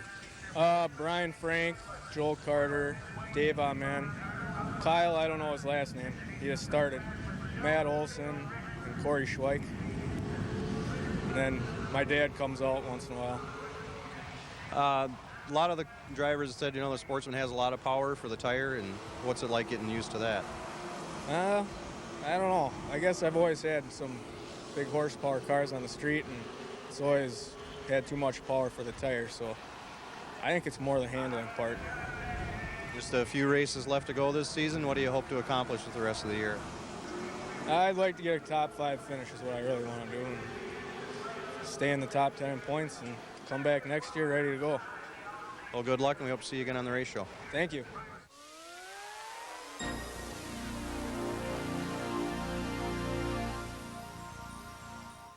One of the things I kept forgetting to ask and want to bring up now is the 1979 Daytona 500. Live broadcast, so it was monumental for the sport at the time. And then maybe you could tell me a little bit about what happened after the race. Well, I got behind early in the race. The three of us were in a spin out earlier in the race. My brother Donnie and Cale Yarber and myself. There at the end of the race, Donnie had dominated the race all day long, but Cale was good at drafting on Donnie, and tried to slingshot by him and couldn't make it, so he turned into him and put him in the wall. And the two of them were sitting there wrecked, and I come by and see the wreckage, but I see Donnie getting out of his car, so I knew he wasn't hurt too bad. So I went on around and finished the race, which was my job, and came back and stopped to see if Donnie wanted to ride. With that, Cale started yelling at me that the wreck was my fault. And like I said, I think I questioned his ancestry, and that seemed to get him a little bit worse riled up, and he ran over toward me and yelling some more, and I probably questioned his ancestry a little further. And he hit me in the face with his helmet, which really stunned me and surprised me, and my face began to bleed. Blood was running down on my uniform, and I thought I have to get out of the car and address this right now or run from him the rest of my life. So I climbed out of the car, and the TV cameras were on us and everything. And my version of the episode from there is I climbed out of the car and he went to beating on my fist with his nose. And, but sounds like to compound that even further, NASCAR fined us $6,000 apiece, which they used the money to make commercials that they still use today. And as of 3 weeks ago, they had grossed $53 billion off of it, but they haven't given us a commission or a royalty yet. But the other part of that whole story is I had finished 11th in the race, and I did not win enough money to pay a $6,000 fine. 11th in the Daytona 500. That's amazing when you think of it. And could not pay a $6,000 fine. So I had to pay the balance, a couple $1,000 balance out of my own checking account. And then later, NASCAR refunded the first money that they had taken away. So Donnie got all his money back, and Cale got all his money back, but they still have $2,000 of my money. Maybe you should call up the France family and remind them about that once in a while. I may if I get a chance. I like that. Encyclopedic Knowledge has been presented by Elko Speedway, featuring the NASCAR Dodge Weekly Series every Saturday night. So another boring Saturday night? Get to the all-new Elko Speedway for a night of supercharged family fun. The Elko Speedway, redesigned with new grandstands, better seating, and 5 big-screen TVs capturing all the big races. Every Saturday, it's the NASCAR Dodge Weekly Series. 4 high-powered classes of racing thrills. For more information, click on ElkoSpeedway.com. This Saturday, get to the all-new Elko Speedway, 30 minutes south of Minneapolis, 1 mile west of I-35 on County Road 2, Elko. Saturday night will never be the same.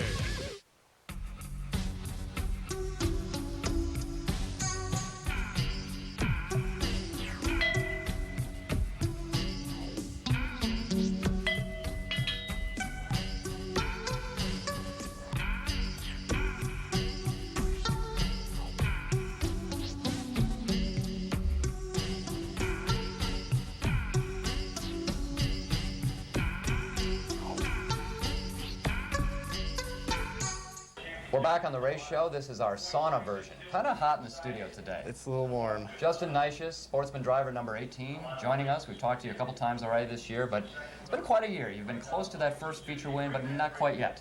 Yeah, we've been battling. I mean, there's been about 3 nights that we could have won it, and I mean, dumb things happen. Like we got a rivet in the right front tire after we had taken the lead one night, and then got a little impatient trying to get up there, but it's a tough one to get, but hopefully after that first one, you know, some more will come. But it's a tough class, too, and to be fair, we should point out that you raced just a little last year. Yeah. So I think technically you're still a rookie this year, right? I'm a rookie in this class, yeah. I'm going for Rookie of the Year right now against Kevin Lutz, and there's only about a 10-point difference. So. And he's had a pretty good year, too. He's had an unbelievable season. Very consistent, has not had, like, I don't think, one DNF. And we had one night we didn't start and one DNF, so we're coming back. You raced Thunder cars pretty regularly last year. What's, in your opinion, the biggest difference jumping from a Thunder to a Sportsman? Oh, wow, it's a big difference. I mean, I just climbed in a Thunder car actually 2 weeks ago, and I mean, it's just, you have to feather the throttle a lot more, and you're not on the throttle as long, and the track's a lot smaller when you're driving a Sportsman. I remember we talked with Clifford 80 earlier in the season. He made the jump from bomber, from power stock bombers to, and he said, you know, wow, you know, the difference in speed alone, not to mention how quickly, I mean, it kind of goes without saying with most drivers, but how quickly you get around the track is remarkable. What do you enjoy most about the Sportsman division? Oh, I mean, just, you know, it's cheap enough, but it's, you know, it's like the cars are, you know, 2005 Monte Carlos. That's cool. They look cool, you know, and they're fast yet, and it's just not as expensive as late model, you know.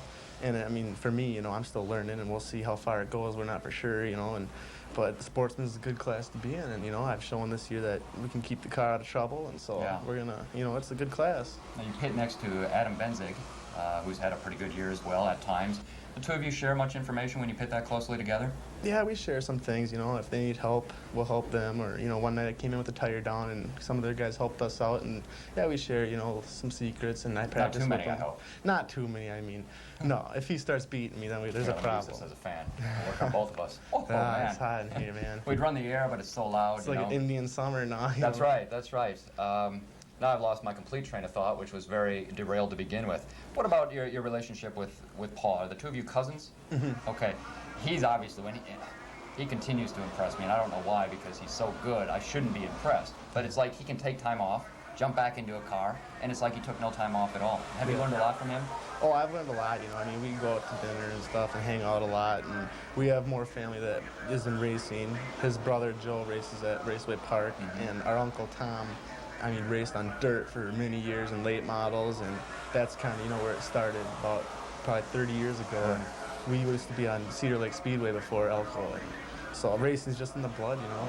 Yeah, he helps. I think he's really a driver's driver. Oh, yeah. And it's just fun to watch. I think his experience on dirt has helped him a lot on asphalt as well. Oh, yeah. I mean, Paul, he's been around, you know, the country quite a bit, you know, racing in Florida, I mean, all over the Midwest, you know, so he's got a lot of experience, and he's seen a lot of different drivers and the way they drive, and, I mean, he knows what to do in just about every situation, you know.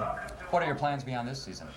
Well, this season we're just going to try to get, you know, our Rookie of the Year and top 5, strong top 5 finish, and then next season, you know, we're going to try to get it put together to win a championship, because, like, I mean, this year it took me about 5 nights to get comfortable with this car, you know, and I mean, we had a couple bad DNFs, electronic failures, and it's like, you know, if we can just get that stuff to stop, you know, which we did, next year go for the championship. I mean, it sounds so cliche-ridden, but so much comes down to consistency. I remember 97 or 98, Jim Gustafson was out here racing. I don't think he won a single feature, but he won the championship because he was always up there. Yep. You never saw him pull off with bad luck or stupid mishaps or something like that. So yeah, and that's, you know, what it takes, just to be consistent, you know, and just run in the top 5 or top 10 and finish a race night after night, you know.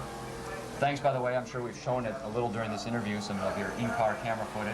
Yeah, that you're nice enough to provide us. It gives I'm not sure it gives an accurate perspective, but a much better perspective than many of our viewers have. They know how fast it is to go around the track. Yeah, it's and a to whole see stuff different unfold ballgame in front of you, right? That's why we started that whole deal, is because my crew guys, you know, some of them, if something didn't work out, well, they'd be like, well, why didn't you do this? It's like, hey, you know, take a look, you know, and now you'll see what I see, you know. It's kind of tough. It's great to have you on the show. Because of that, we'll get you a pit crew party pack, courtesy of Jack Daniels. I'm sure you and your crew can enjoy some of those refreshments. Oh, yeah. Of course, as they say, pace yourself and drink responsibly. Yep, we will do that. Good luck the rest of the season. Thanks a lot. Justin Neisches with us, and we're back right after this. So what seems to be the problem? Well, I think he's in shock. What happened? Well, there's this promotion on his bottle of Coors Light, and he won 2 tickets to the Super Bowl. Super Bowl tickets? With this bottle? I see. Oh. Give me that bottle. Give me the bottle. Give me that bottle! Grab a Coors Light for your chance to win playoff tickets or even a trip to the Super Bowl. It's okay. I'm a doctor. Don Pardo, if you'll take it away. What do you mean? Don Pardo's not here? All right. Rob Hahn, if you'll take it away. What could these lucky viewers win if they go to their favorite Yamaha participating dealer? They could register to win, yes, just by going to one of these participating dealers, the dealers that sponsor the race show on a regular basis. They could register to win an all-inclusive 2-night stay, an ATV weekend at the Villas at Giants Ridge in Biwabak, Minnesota. But the only way you can register to win is to stop into one of the participating Yamaha dealers, many of which, all of which, at some point or another, you see on your screen either now or during the course of the race show throughout the season. Stop into one of those dealers. We'll have a full listing in Minnesota's Racing Connection as well, and register to win your chance at an all-inclusive weekend. 2-night stay and so much more, an all-inclusive ATV weekend at the Villas at Giants Ridge in Biwabak, Minnesota.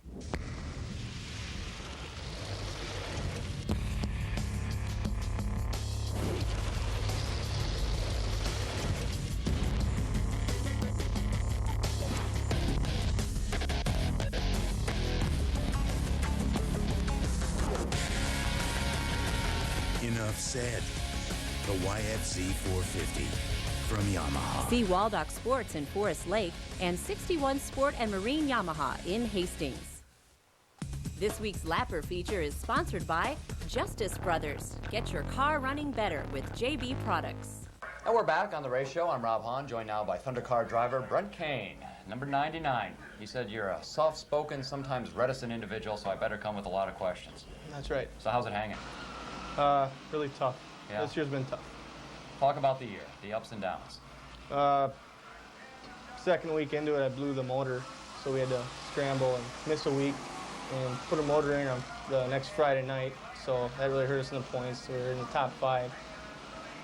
Uncle Jim came up with the money for that. He's pretty much come up with all the money for the car. Kind of your own little sugar daddy, huh? Yeah, I mean, he's really into this racing, and he wants Dad and I to really go for the championship next year. Yeah. I mean, we were talking off the air, and I've been following your career for a number of years, but I did not realize that you've been in Thundercars for 8 full years now. 8. Or at least on and off throughout the season for 8 years. Yeah, 1 year I was out of it. I went over and ventured over at Raceway. That was quite an experience. Yeah. I think you made the usual suspect list every now and then. Yeah. I did more on my Thunder car than I did on that late model. Mm-hmm. What about the work that goes into it? I think a lot of people might think, well, hey, it's a Thunder car. It's one of the lower classes, if you want to call it that. But I think sometimes the time that the drivers and their crews spend working on the cars is just as much, if not more, than what super late model crews will do. Yeah, my brother and I work on the car every night. My girlfriend, Carly, puts up with me working on the car every night, and that's pretty awesome. Thanks, Carly. Wow. And a lot of love in this room today. Pretty much the only people I talk to are late model guys, getting advice from those guys. My good friend Chad and Scotty and Jason, they all give me advice. Junior Lemke's crew chief from last year helps me do a lot of the setup with the front end geometry. So pretty much everything I learned is from late model guys. And it's a lot harder to do the front end geometry and all that stuff, but with a torch, you can do it. Mm-hmm. Are you surprised at all by the success that Matt Carlander had last year and seems to be having again this year? Not surprised at all. He's got the best equipment. He's got a crew chief that is absolutely obsessed with his car and his team. He wants Matt to win every single race, and that's awesome. My brother tries to do that too. We've had a lot of bad luck. Everyone's trying to beat Matt, and more power to him. He's doing an awesome job. Most of our viewers might know that you're the son of Power Stock, or as I sometimes call him, Powerless Stock driver Bud Kane, number 84. The old man. The old man. Well, I'm not going to call him the old man. Come on, I'm going to be nice. Bud, you're very young, fresh behind the ears. He he's had his ups and downs this year. I'm curious what type of relationship, racing-wise, that the two of you have. Does he learn a lot from you? Do you learn a lot from him? Do you share information and suggestions about each other's respective cars? That part really sucks because this year he's got a brand new car, and he's had to learn his car all over again. His old car, Leon already built, and that thing was hot right away. And he was hot in it right away. Yeah, that thing was fast right away. This car, they seem to be completely opposite. Everything that I tell him to do, he seems to have to do it backwards. So it's kind of like a father-son relationship, but backwards, right? Right. I mean, I try to help him, but every time I tell him to do something to make the car tight, it loosens him up. So I pretty much don't even know what to tell him anymore. He's been figuring it out, and I think if we did research, we could go back to his successful years and see that he actually put a photo of me or an image of me on the hood and had good luck the rest of the season. He tried it this year, but did it in kind of a mocking way. I'm shocked that he would ever mock me, but you know, it's kind of downhill since then. Well, you put your face on the car, and he broke that night, so it didn't work. I think it was just an anomaly. Had he kept it on there for a little longer, he probably would have seen his return to victory lane after a feature race. Okay. You're not buying it, are you? No. Real quickly, in a couple of weeks, we have the Thundercar Nationals coming up here at Elko Speedway. I think one of the best events of the year. You participated last year. You'll be out here again this year. What do you look forward to most when you think about the Nationals? I'm pretty good. I was good in that race last year. I started like 20th and finished in top 5. I don't know what kind of tires to run this year. You can run the big tires, I guess, the tires they run over at Raceway. You know, Conrad won the Nationals last year on the Elko tire, so I don't know. I'm gonna have to figure out what kind of tires I'm gonna run. I don't know if I can just keep out of the wrecks. There's a lot of idiots in my class. Well, that just won you a lot of friends. So? I wouldn't want you to feel left out. You know, when your dad was on the show in studio earlier this year, we gave him the Lapper Award. So I figured we'll give you the Lapper Award this week. Have I been lapped this year? I don't know, but we don't really pay attention to that. This Lapper Award. I think you kind of shot yourself in the foot when you did that Lapper thing. Yeah? My feet still look pretty good, though. Trust me. Kind of hairy. Yeah. Thanks for being on the show. Yeah. Brent Kane, Thundercar driver number 99. We're back right after this. The question of the week is brought to you by O'Reilly Bumper to Bumper Auto Parts and Champion Auto Stores.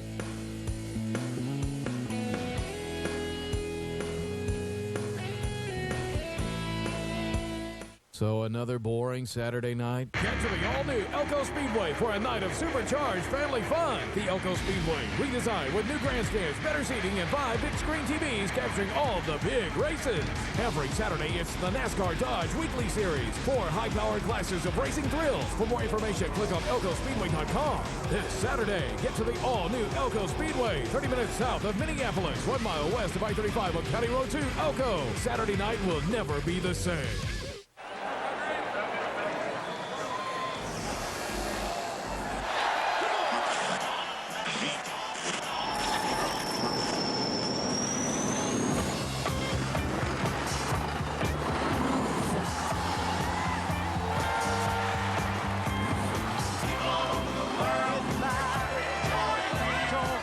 Starts out cold, ends up refreshing.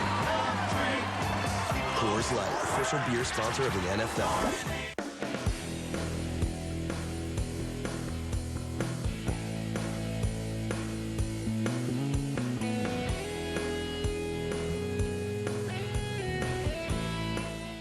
Wow, there you have it. That half hour just flies by when you're having fun.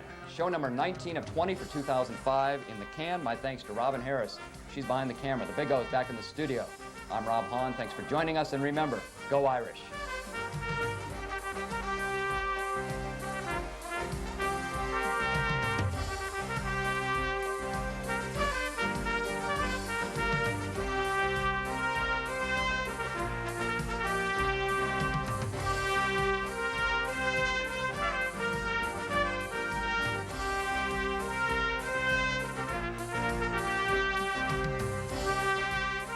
Are you still being charged too much for internet service? I'll keep your family safe on the road.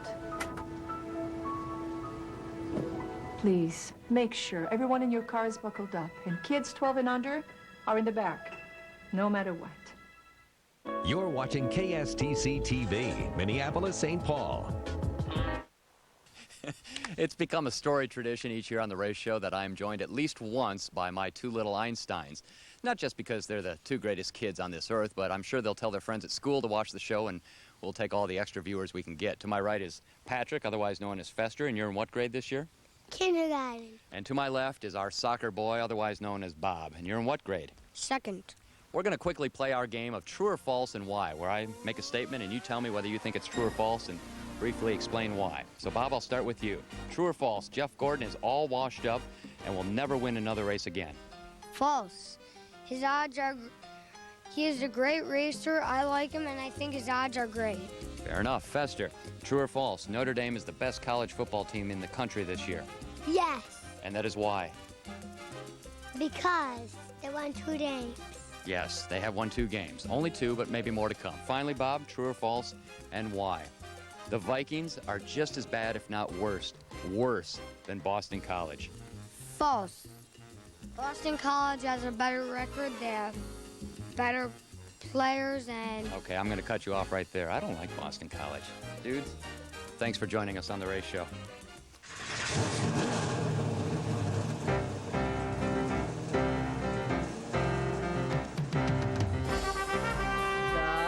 The Race Show with Rob Hahn is presented by Yamaha ATVs.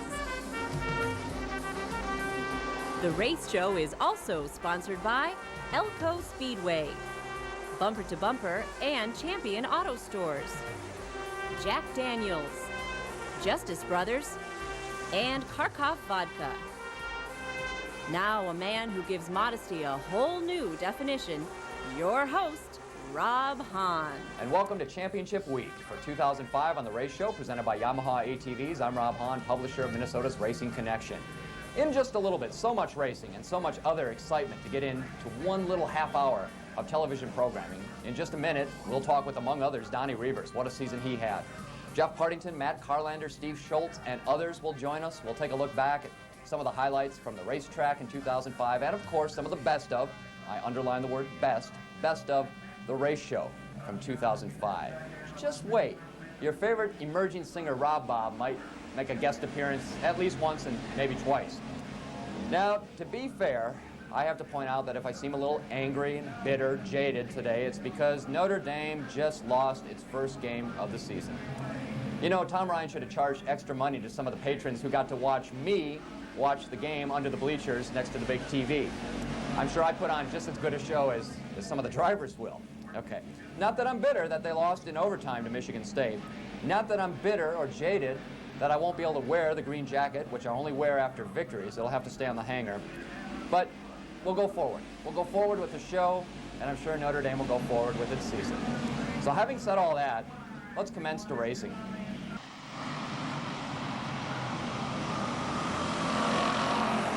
It's been quite a season in the Power Stock division. When you started out, I know you said you planned to take a few nights off, weren't going to really chase points, and then things changed with a few victories. Yeah, I've never won a championship in any class, and I figure this is probably my last chance. I just had a baby girl on Tuesday, so I have 2 little girls now, and it's time to go be a father, and racing will come second. Let's talk about the season. I mean, it's fair to say that you outsmarted some of the other teams by going over the rule book, going over it again, and finding ways that you could make your car legal and faster, or faster and legal.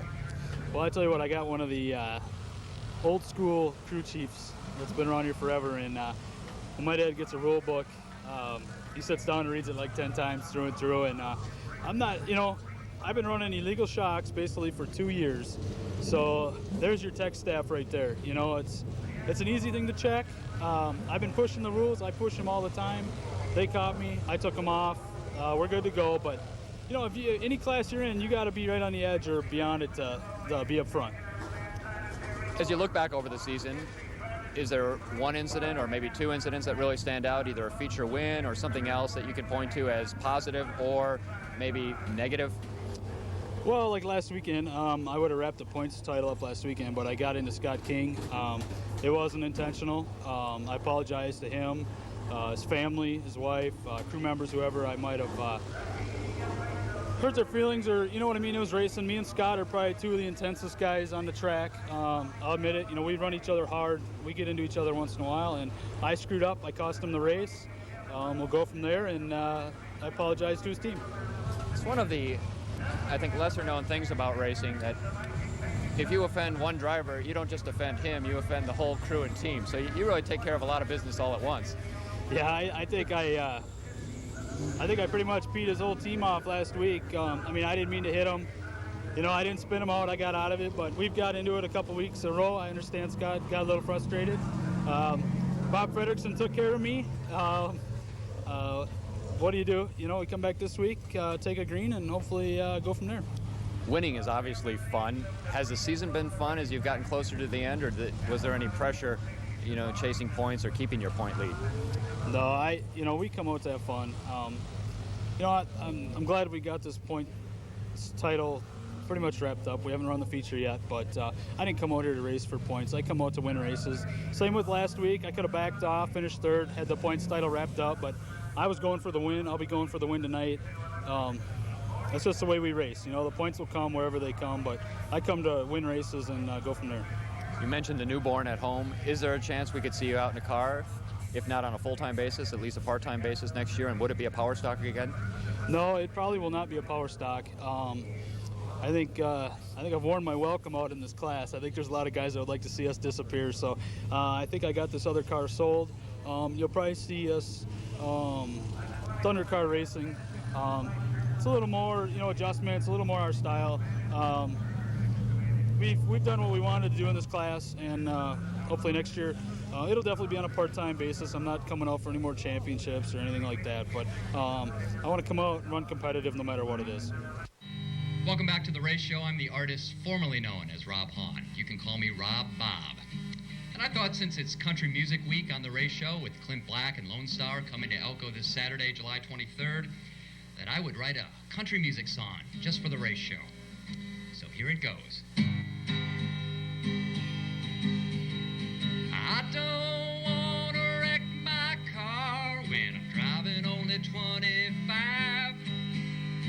People would call me a usual suspect, claim I don't know how to drive. I just want to work in my car, playing with my balls as in bearings.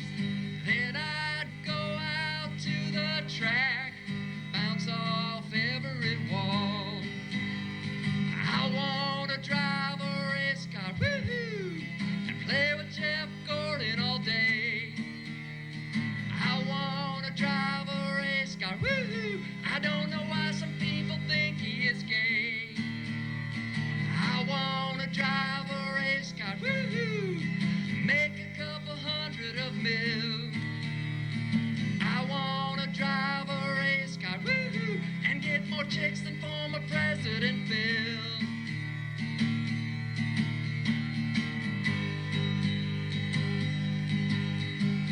I don't want to wreck my car on national TV and have my older brother shilling for me, yelling boogity, boogity, boogity. I just want to work on my car all day and all of the night like the Kings. Whoever said racers love their cousins, well, I must admit they were right. I want to drive a race car, woohoo, and play with Jeff Gordon all day. I want to drive a race car, woohoo. I don't know why some people think he is gay. I want to drive a race car, woohoo, and make a couple hundred of mil. I want to drive a race car, woohoo, and get more chicks than former President Bill.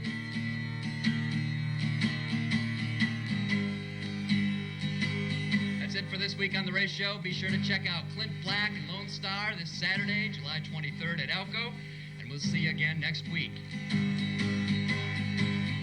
I want to drive a race car, woohoo, and play with Jeff Gordon all day.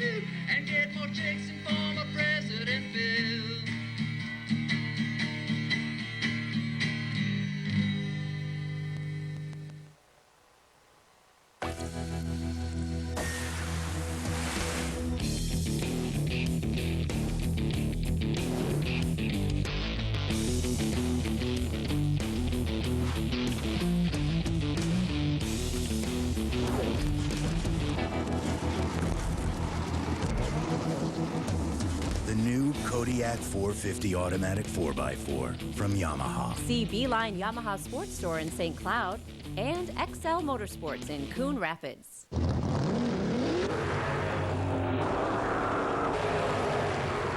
At Richard Childress Racing and Jack Daniels, we have a great appreciation for cars. And a greater appreciation for those who drive them. So when you're out drinking, make the right decisions. After all, when it comes to drinking responsibly, it's a black and white issue.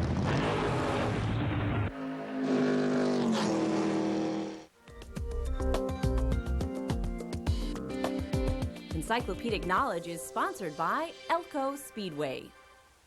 The Encyclopedia Dan Plan, figuring that he is now a true television superstar, told me that he's taking the week off to do research, of course, right? Like that 16-ounce barbell research, or is it more like this? Something like that. So he takes the week off. He'll be back with us next year, fear not, because after all, he is the encyclopedia.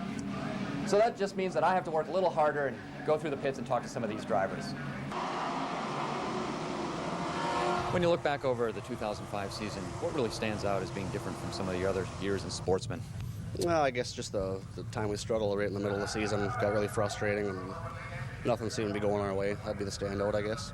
I know we talked at length about that. You said it was just a matter of trying different things on the car and sometimes going back to what you had working from the first part of the season. Yeah, there's no question. The season starts out, the weather's cold, and the track's a little bit different, and it changes as we go. And like I said before, we're always looking for that extra little bit of speed out of this thing, and never really satisfied with running the norm as you would. Sometimes it works and sometimes it doesn't. During the time when you did struggle, were you concerned at all about the points race? Yeah, I guess it's in the back of your mind. It's in the back of my mind. It was a little bit, but just got to keep out and keep winning.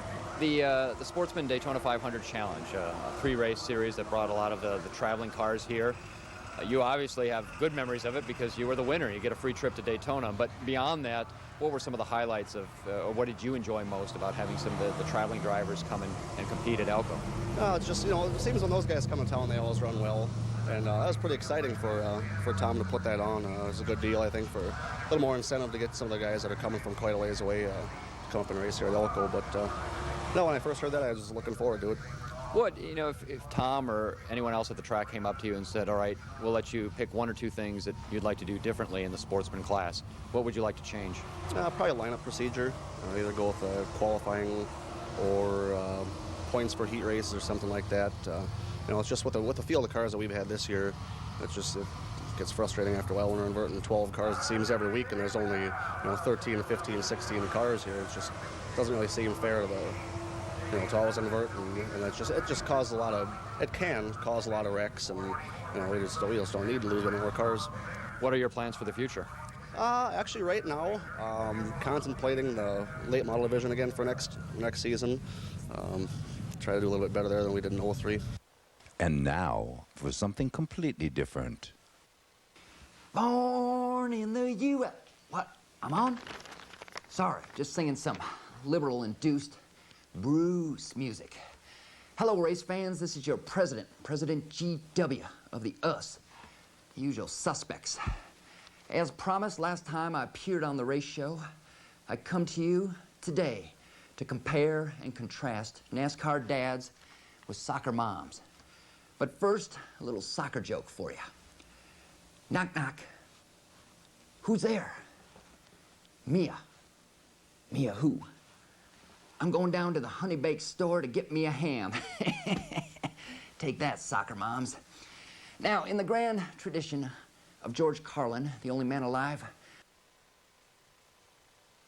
let's compare NASCAR dads to soccer moms. NASCAR dads like one winner at the end of the race. Soccer moms say everyone's a winner and deserves a ribbon, even if Sally's team just lost 75-0. NASCAR dads don't mind spanking their boys when they're bad. Soccer moms like timeouts, don't want to hurt Jimmy's feelings or his butt. NASCAR dads exercise with weights and beer cans. Soccer moms exercise by walking from Macy's to Nordstrom at the mall. NASCAR dads like hunting deer. Soccer moms like caribou coffee. It's It's kind of a cerebral one. Yeah, cerebral. Big word. Don't know what it means, but it's a big word. Cerebral. NASCAR dads like to put a big number 3 sticker on the back of their trucks. Soccer moms like to put a little teeny soccer ball sticker on the back of their minivan right next to the "My son's a sissy, honor student of the month" sticker. NASCAR dads watch the race show. Soccer moms watch Desperate Housewives. Guess it takes one to know one. When you get down to it, if these soccer moms ever want to make their sport as big as NASCAR, I would suggest the fans start to follow in the footsteps of European soccer fans and riot at games. Yeah, because you know how I like a good little war every now and then. On that note, I'll see you at the races. Encyclopedic Knowledge has been presented by Elko Speedway, featuring the NASCAR Dodge Weekly Series every Saturday night. So another boring Saturday night? Get to the all-new Elko Speedway for a night of supercharged family fun. The Elko Speedway, redesigned with new grandstands, better seating, and 5 big screen TVs capturing all the big races. Every Saturday, it's the NASCAR Dodge Weekly Series. 4 high-powered classes of racing thrills. For more information, click on elkospeedway.com. This Saturday, get to the all-new Elko Speedway, 30 minutes south of Minneapolis, 1 mile west of I-35 on County Road 2, Elko. Saturday night will never be the same. So what seems to be the problem? Well, I think he's in shock. What happened? Well, there's this promotion on his bottle of Coors Light, and he won 2 tickets to the Super Bowl. Super Bowl tickets? With this bottle? I see. Oh. Give me that bottle. Give me the bottle. Give me that bottle! Grab a Coors Light for your chance to win playoff tickets or even a trip to the Super Bowl. It's okay. I'm a doctor.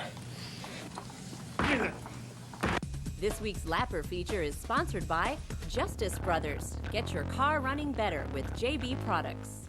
What can you say about super late model Donnie Reavers that hasn't already been said or written? Okay, probably not much, so we'll skip our interview with him. Just kidding. Donnie Reavers did so many things in this season, this one season, that it's tough to encapsulate it all in one interview. But we'll give it a shot. Ladies and gentlemen, what a season! Let's hear it for Donnie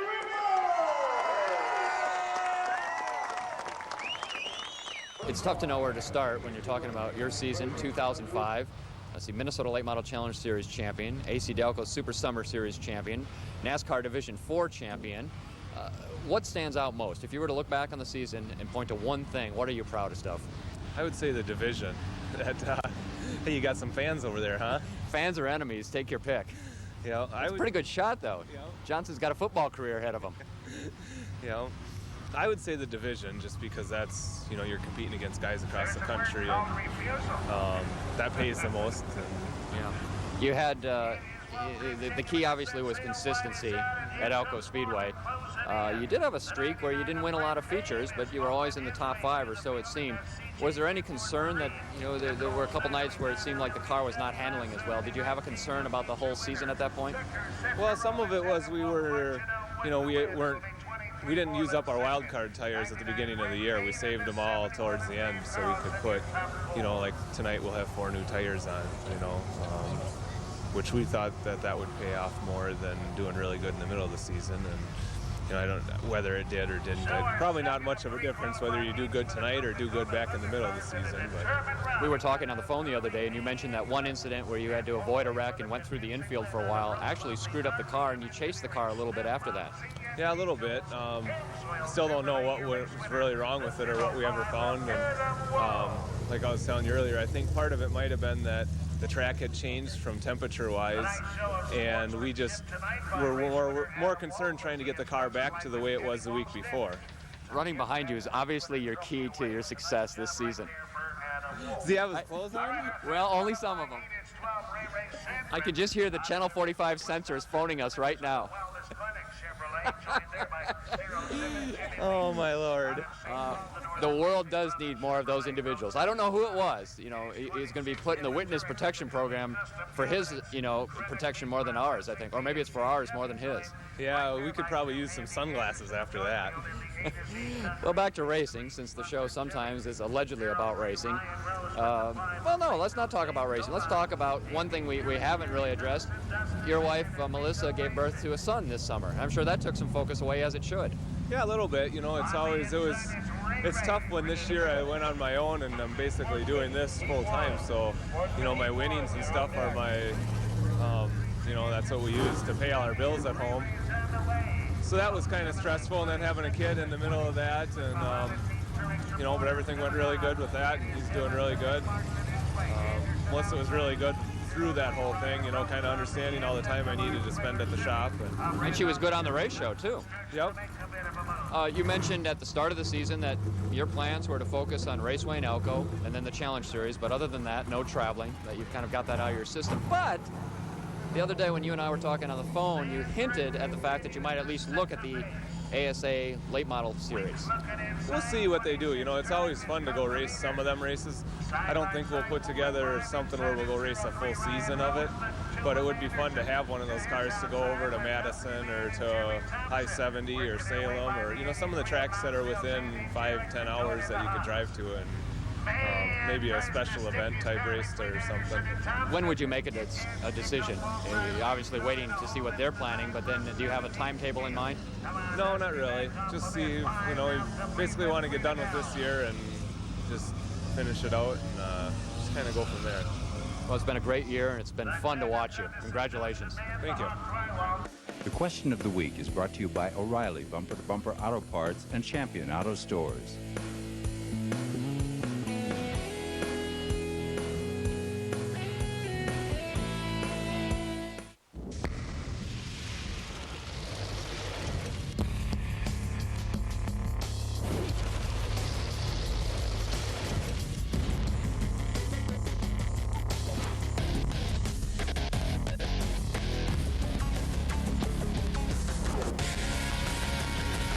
Enough said. The YFZ 450 from Yamaha. See Cannon Falls Yamaha in Cannon Falls and the Hitching Post in St. Anthony.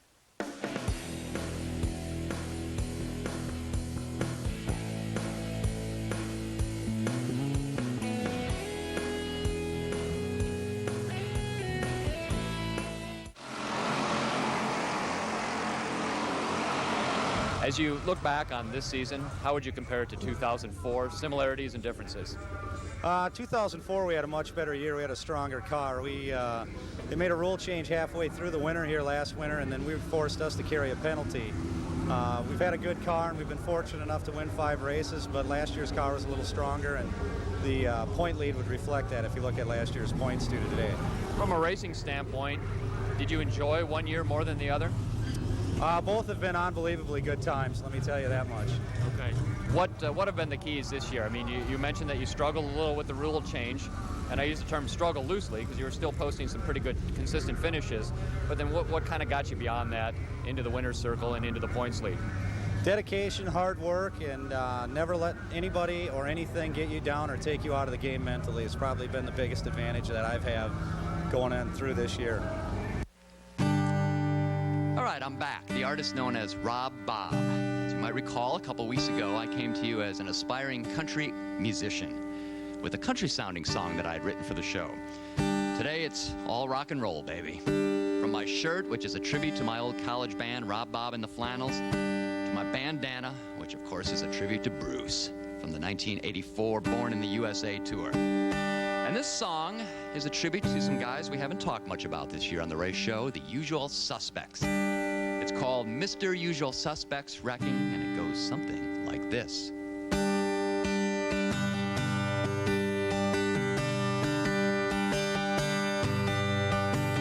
Whoa-oh, uh-oh, Mr. Usual Suspects Wrecking. Uh-oh, uh-oh, Mr. Usual Suspects Wrecking. He likes Tom Cruise and Days of Thunder. His bread of choice is wonder. Nicole Kidman comes from down under. He thinks he's sassy and mean. Wrecking makes his shorts unclean. Oprah Winfrey has never been lean. Whoa-oh, uh-oh, Mr. Usual Suspects wrecking. Whoa-oh, uh-oh, Mr. Usual Suspects wrecking.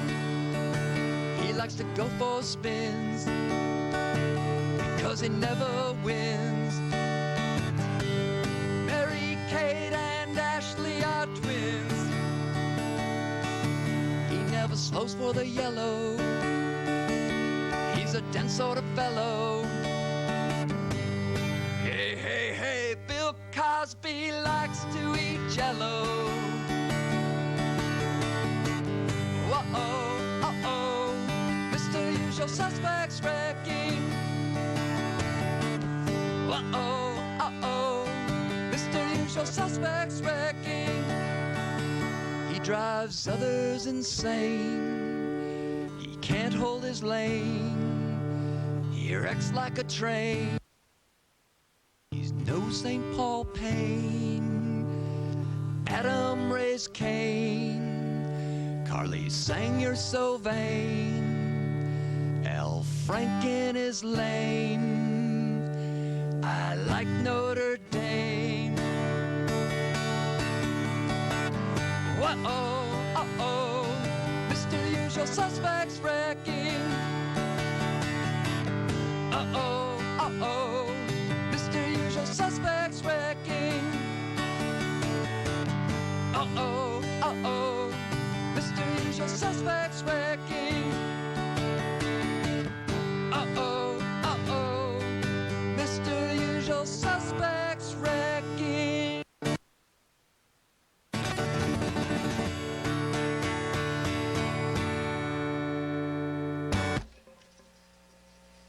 So another boring Saturday night? Get to the all-new Elko Speedway for a night of supercharged family fun. The Elko Speedway, redesigned with new grandstands, better seating, and 5 big screen TVs capturing all of the big races. Every Saturday, it's the NASCAR Dodge Weekly Series. 4 high-powered classes of racing thrills. For more information, click on elkospeedway.com. This Saturday, get to the all-new Elko Speedway, 30 minutes south of Minneapolis, 1 mile west of I-35 on County Road 2, Elko. Saturday night will never be the same. And there you have it, another episode and another season of The Race Show. Season number 3 now in the can. My big thanks to the Big O back in the studio, and Robin Harris has been with us most of the year behind the camera. What an experience for her. She got to learn more about racing and had to deal with me. No easy task. Many thanks, Robin. My thanks to you for watching, and remember, even if they lost last week, I can still say, go Irish. See you later.